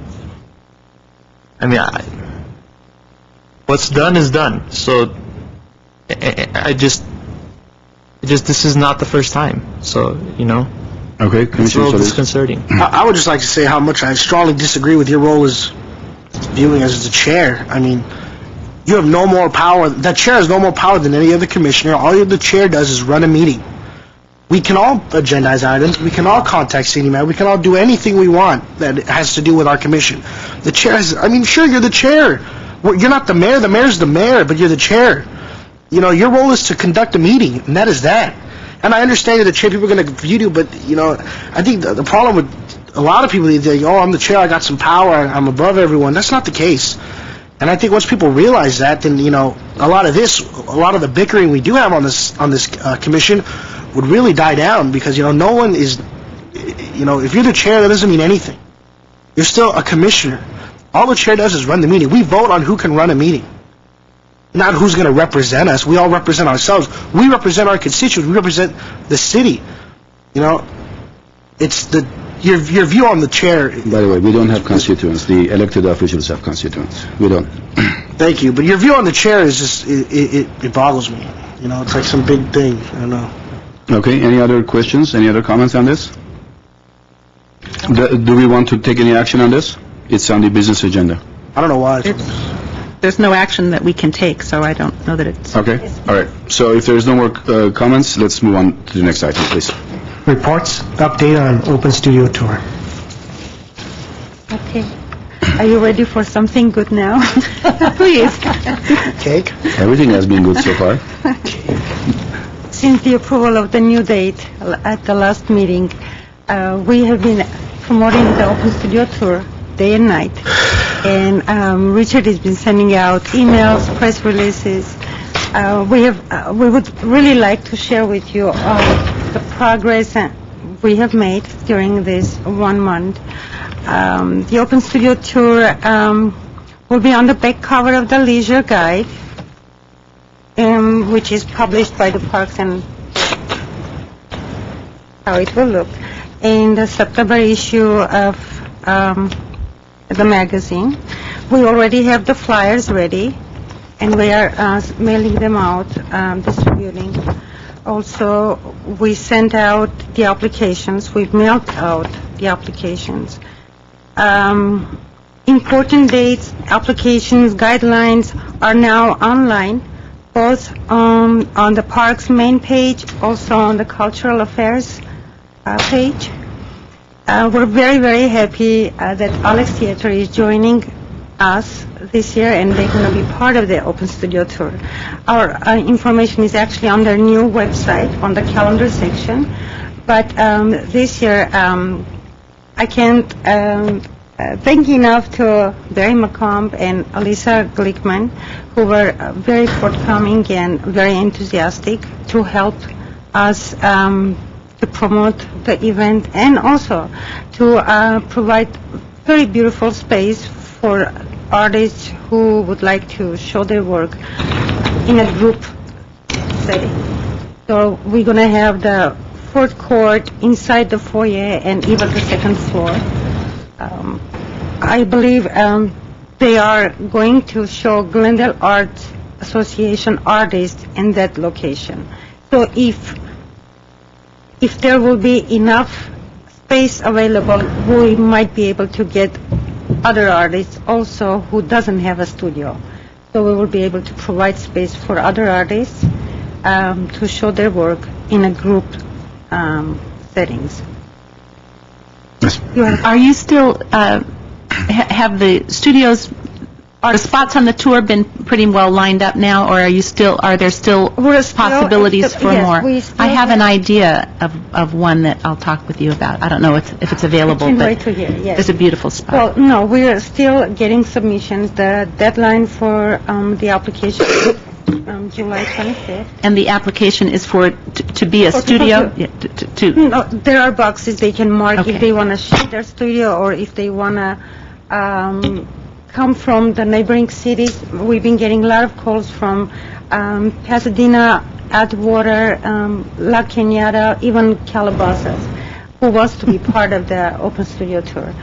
So in this case, I've been explaining them, they're welcome to be part of it, but they have to find a studio to share with if they have a friend, even relative or a business that they can show their work.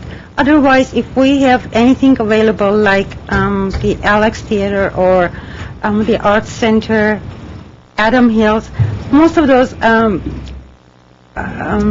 locations are already reserved by other organizations. So we will be very happy to get input from the businesses like Portos. They want to be part of it. Fast Frame, I can't think of all the companies now, but we're still hoping to hear from other companies who wants to be part of the Open Studio Tour. The other thing that I was very excited about is the GTV6, who will have the Open Studio Tour information, this information on the bulletin. And I even talked to them about PSA. We haven't made a decision, but we're doing everything we can, and all the departments who are involved in this process, the Information Services Department or the graphics, help, the public relations, and everybody has been very, very helpful and very supportive. And I thank them from the bottom of my heart. Okay, wow, we have so many things that we want to share with you. As you know, this coming Saturday, Glendale City is again hosting the cruise night. So we will have a booth on Brand close to the Alex Theater area, and we will have our flyers and applications, promote the event and promote the Arts and Culture Commission. So we will really encourage you guys to come and join us, visit us, volunteer this coming Saturday from 5:30 to 10:30. We'll be close to, you won't miss the sign. We have a big banner, 8 feet, 6 feet? 5 feet. 5 feet. So you won't miss us. We'll be there. Do you need some people to man the table? Volunteer? To volunteer the table? Yes, we'll appreciate volunteers. do you want to pass us a time? Is it for cruise night or for which one are we talking about? Manning the table for cruise night or for the for cruise cruise night? night. That. Our information, if you like to write it down. Ms. Barsha, can I ask? Well, if we could do a timeline. Did you finish with your report? No. For now? For that section at least? She has a question. Are we going to have buses like last year? It was wonderful. We'll talk about Beeline No. and She's maps talking about the... in our next meeting. Okay. Not the cruise night. I'm talking about our... Of course, Open Studio Tour. Yes. This is only, I'm giving you a report about Open Studio Tour, Okay. everything that has been done to promote the event, to make sure that artists, visitors, businesses, they are aware of the event, that it's going to take place in September. And to be more effective, actually, we decided to do something new. We will hold open house at the Art Source Fine Art Gallery for artists who have questions, need help to fill out the applications. We decided to invite them next Thursday, July 24th, from 5 o'clock to 8 to come to Art Source Fine Art for 1 North Brand, 9th floor. And it's actually very, very beneficial for everybody to know each other face to face and be able to create good relationship with the artists who are active and creating and want to be part of the show. So our press release was actually picked up by Glendale, by the Glendale News Press? and it's going to be on the calendar section. We are anticipating more people than we thought we will have. We will have more people than we were. I was looking at my calendar. Did you say, is there an event on the 9th floor in your gallery? Yes. When is that event? Next Thursday. And that's for the... For open house, just for artists to come. It's going to be an informational reception. For Open anybody Studio who Tour. needs help to, if they have questions, they're welcome to come. So next Thursday, July 24th, Yes. at what time? From 5 to 8 p.m. And do you want the commissioners there as I well? would love to have them there. open house. Okay. Okay. And that you can see her gallery if you have it. reservations. Whose and- gallery is that? Oh, wonderful. Right? Art Source. Okay. Okay, so that concludes your Open Studio Tour Yes, I'm done. report. Okay, any questions from Ms. Marashi? I am passing, that flyer is being passed around as a Oh, that's sign-up all- sheet for Let's- volunteers. It's going to come back to you. Oh, fantastic. Let's not mix Very the two good. together. That's for the cruise night, but for No, open, that's for volunteers if they want to come and join me. but that's for That's cruise for night. cruise night, I'm sorry. You're right, that's Yeah, correct. but for Open Studio Tour, you finish your report. Anyone wants to ask any questions? I asked my question, or put the request that let's have the bus the way we had last time. It was very convenient. You didn't need to worry about parking spot because there are so many people. We want to see all these places. It would be very difficult. It was nicely air conditioned, so it also helped if it's cool or warm or That'd be- rainy. So that would be wonderful if we do that. Thank you for the last time, and hopefully we'll have Well, it this time. I have an appointment with Joyce Rudolph next week, and we're going to talk about the maps, how we are going to do the distribution of maps, or Beeline. I don't have everything exactly for today to give you a report, but next month we'll have it. Okay, any other questions? You had a question? Well, just our opportunities to be of help. Saturday at cruise night, to sit at the table and have brochures, and next Thursday, 5 to 8 p.m. at her gallery.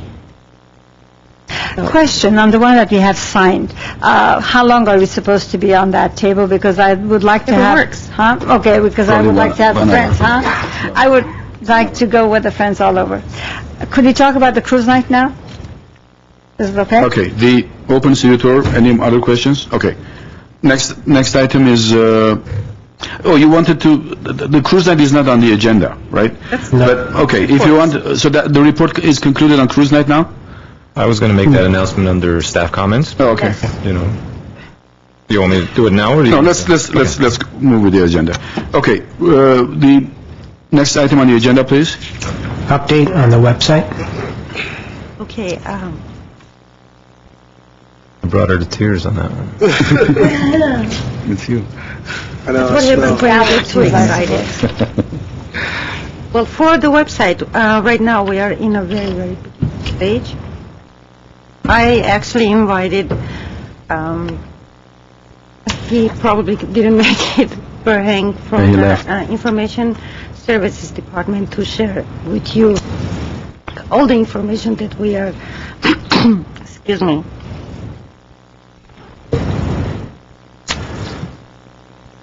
we think our website, future website should look.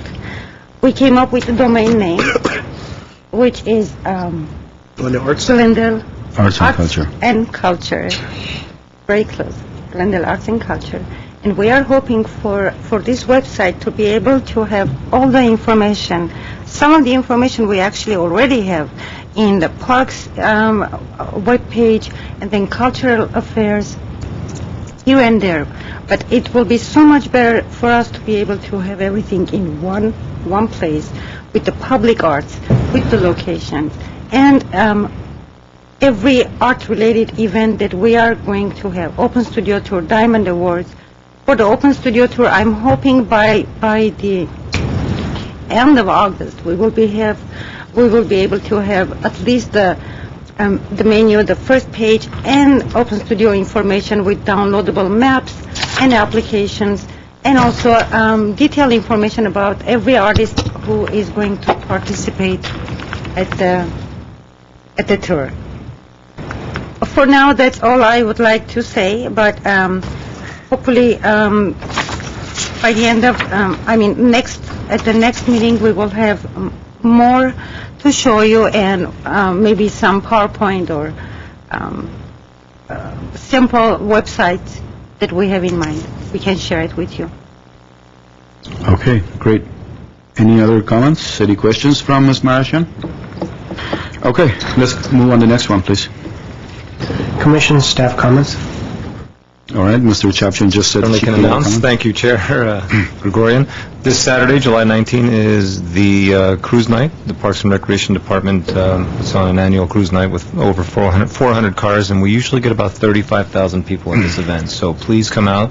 I know that the RIPSME is going to have a booth out there, along with a number of other nonprofit groups. It starts at 5:30. It ends at 10 o'clock. It's a lot of fun.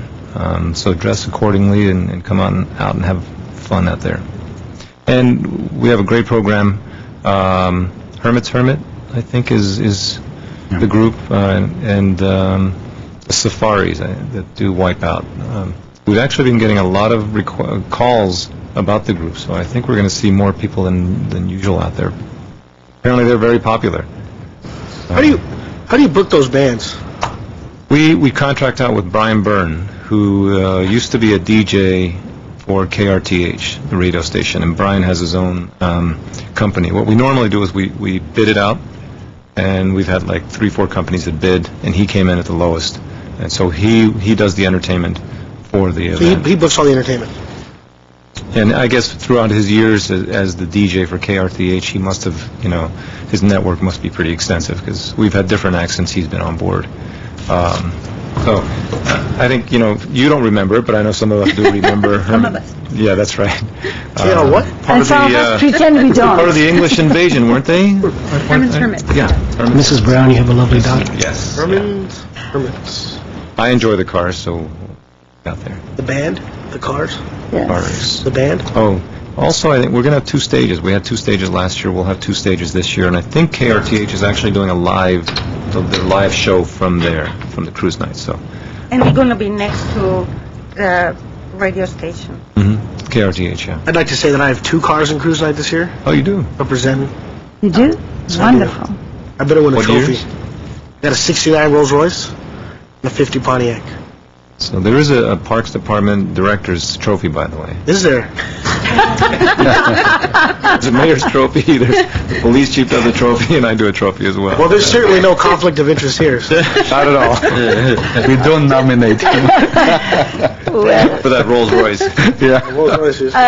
Could I say something? I'm really an advocate of the cruise night, truly. Last year, my husband, Mr. Gregorian, or Commissioner or Chairperson Gregorian, knows that. My husband is quite an expert in the cars, classic cars. He keeps a big collection of all the magazines and etc. And he knows them very well. So he was so pleased. He's not easily pleased when it comes to cars and classic cars. He was pleased to see all the collection and all the wonderful exhibits that we had there, plus all the wonderful restaurants on the side, and meeting all the friends. Sort of, it was a special night. I was so excited. I didn't want to go home, basically because there was so much to do, so much to see, and so much to enjoy. So I really would like to invite everybody in the city, all the car lovers, definitely, all the ones who want to see their family and friends and everybody else in the city, and enjoy the wonderful restaurants we have on the side. Please do come to that night. Thank you. Okay, any other comments? See you, Barry. See you. He almost made it to the end. Yeah. Any? Oh, I have a comment. Yeah, go ahead. Well, I do hope you'll come to our Adams Square Library Connection event on Saturday, the 26th, 1:30 to 5. It's right around the corner from the gas station park that Arlene Vidor talked about earlier, but I think you'll find it's a very... This is Saturday, July 26th. We had our invitations at the seats today, but we got one at home. It's a wonderful... I can't wait to see the space in its current... We watched it being built. We've peeked in the windows. I wanted to mention the Crescenta Valley Arts Council and Southern California Lyric Theater production of Much Ado About Nothing, Free Shakespeare in the Park, on Friday, August 1st at Two Strike Park in La Crescenta. They're doing good work up there, and I would encourage my fellow commissioners to come to the Committee for a Clean and Beautiful Glendale's Summer Night on the Plaza next Friday. So Friday night, you can, the 29th, no, Friday the 25th, 6 to 9 p.m., City Hall, Perkins Plaza.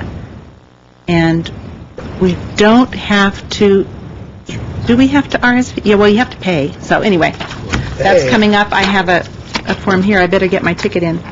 I think, the other, I did want to report on the meeting of Brand Library Associates of Brand Library. I always get that wrong.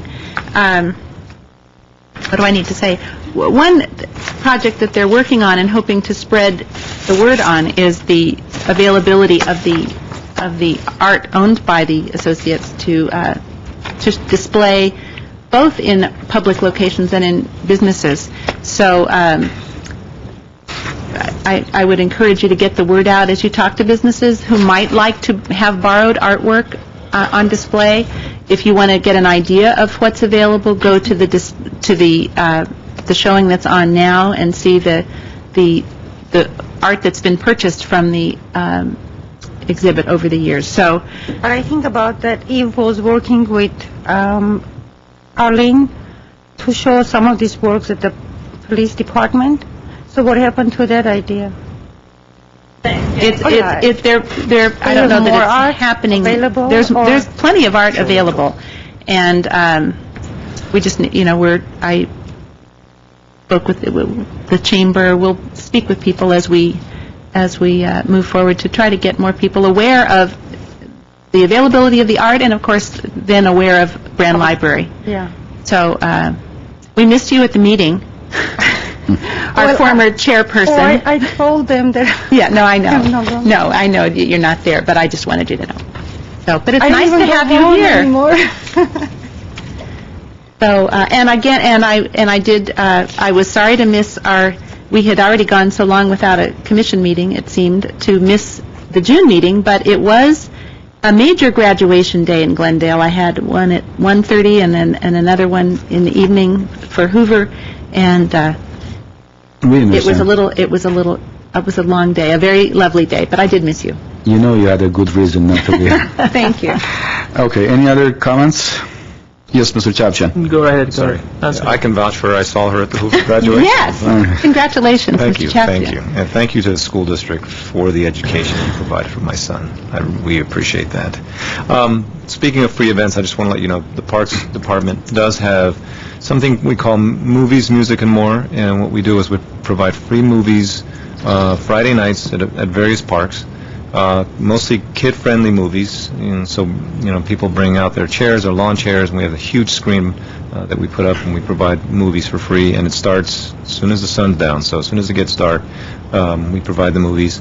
Every Wednesday night throughout the summer, we provide concerts in the park, which is at Verdugo Park.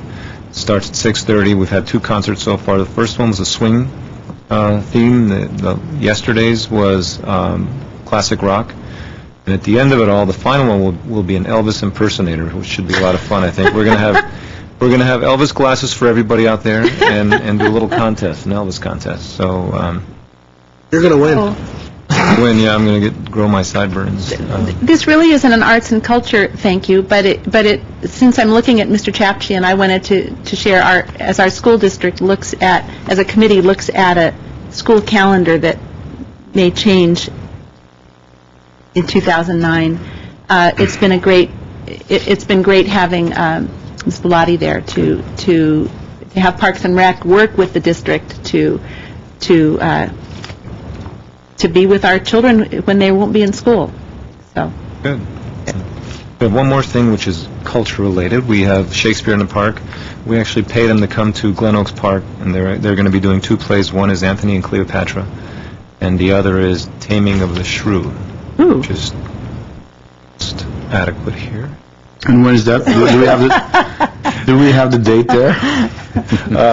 I don't have them with me, but we can get you the information. We have the flyers downstairs. Okay. And then one final thing. Speaking of Adams Square, we're also working with a local artist in that area to do an exhibit inside, and his idea is about 2,000 clear balloons inside, so we'll see how that works out. We're going to work with him. to do that. So we'll be providing different types of exhibits in that space. And we do have a lot of interest in it. Sounds great. Okay. Well, I don't think there are any shrews in Glendale that need to be trained.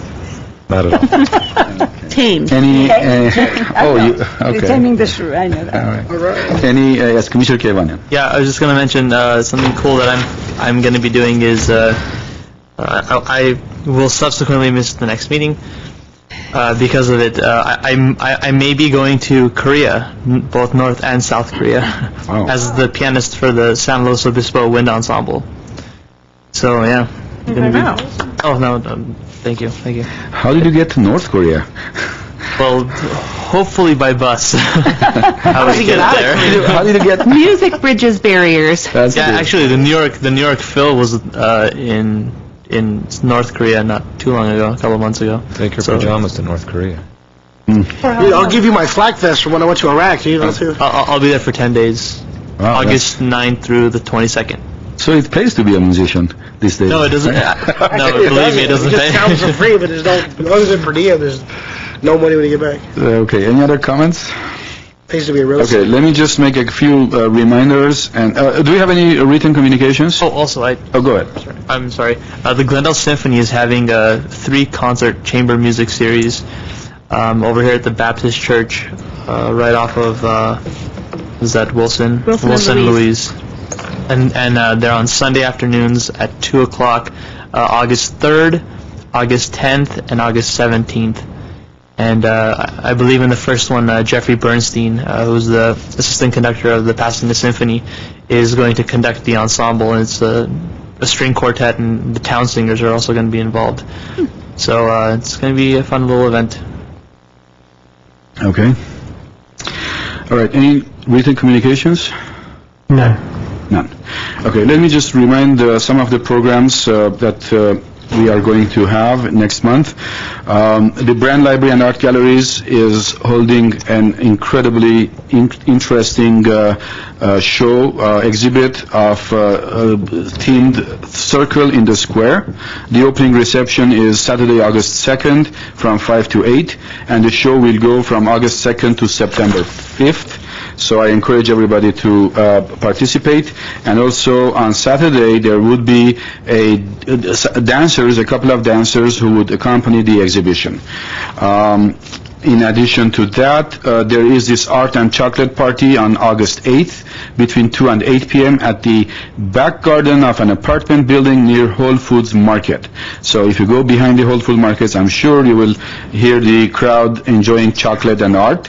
So that's on Friday, August the 8th. Our Open Studio Tour Open House is on Thursday, July 25th, between 5 to 8 p.m. at the Art Source Gallery. And the Art Source Gallery is located at 401 North Brand Boulevard, the old Glendale Federal Building, the historical building.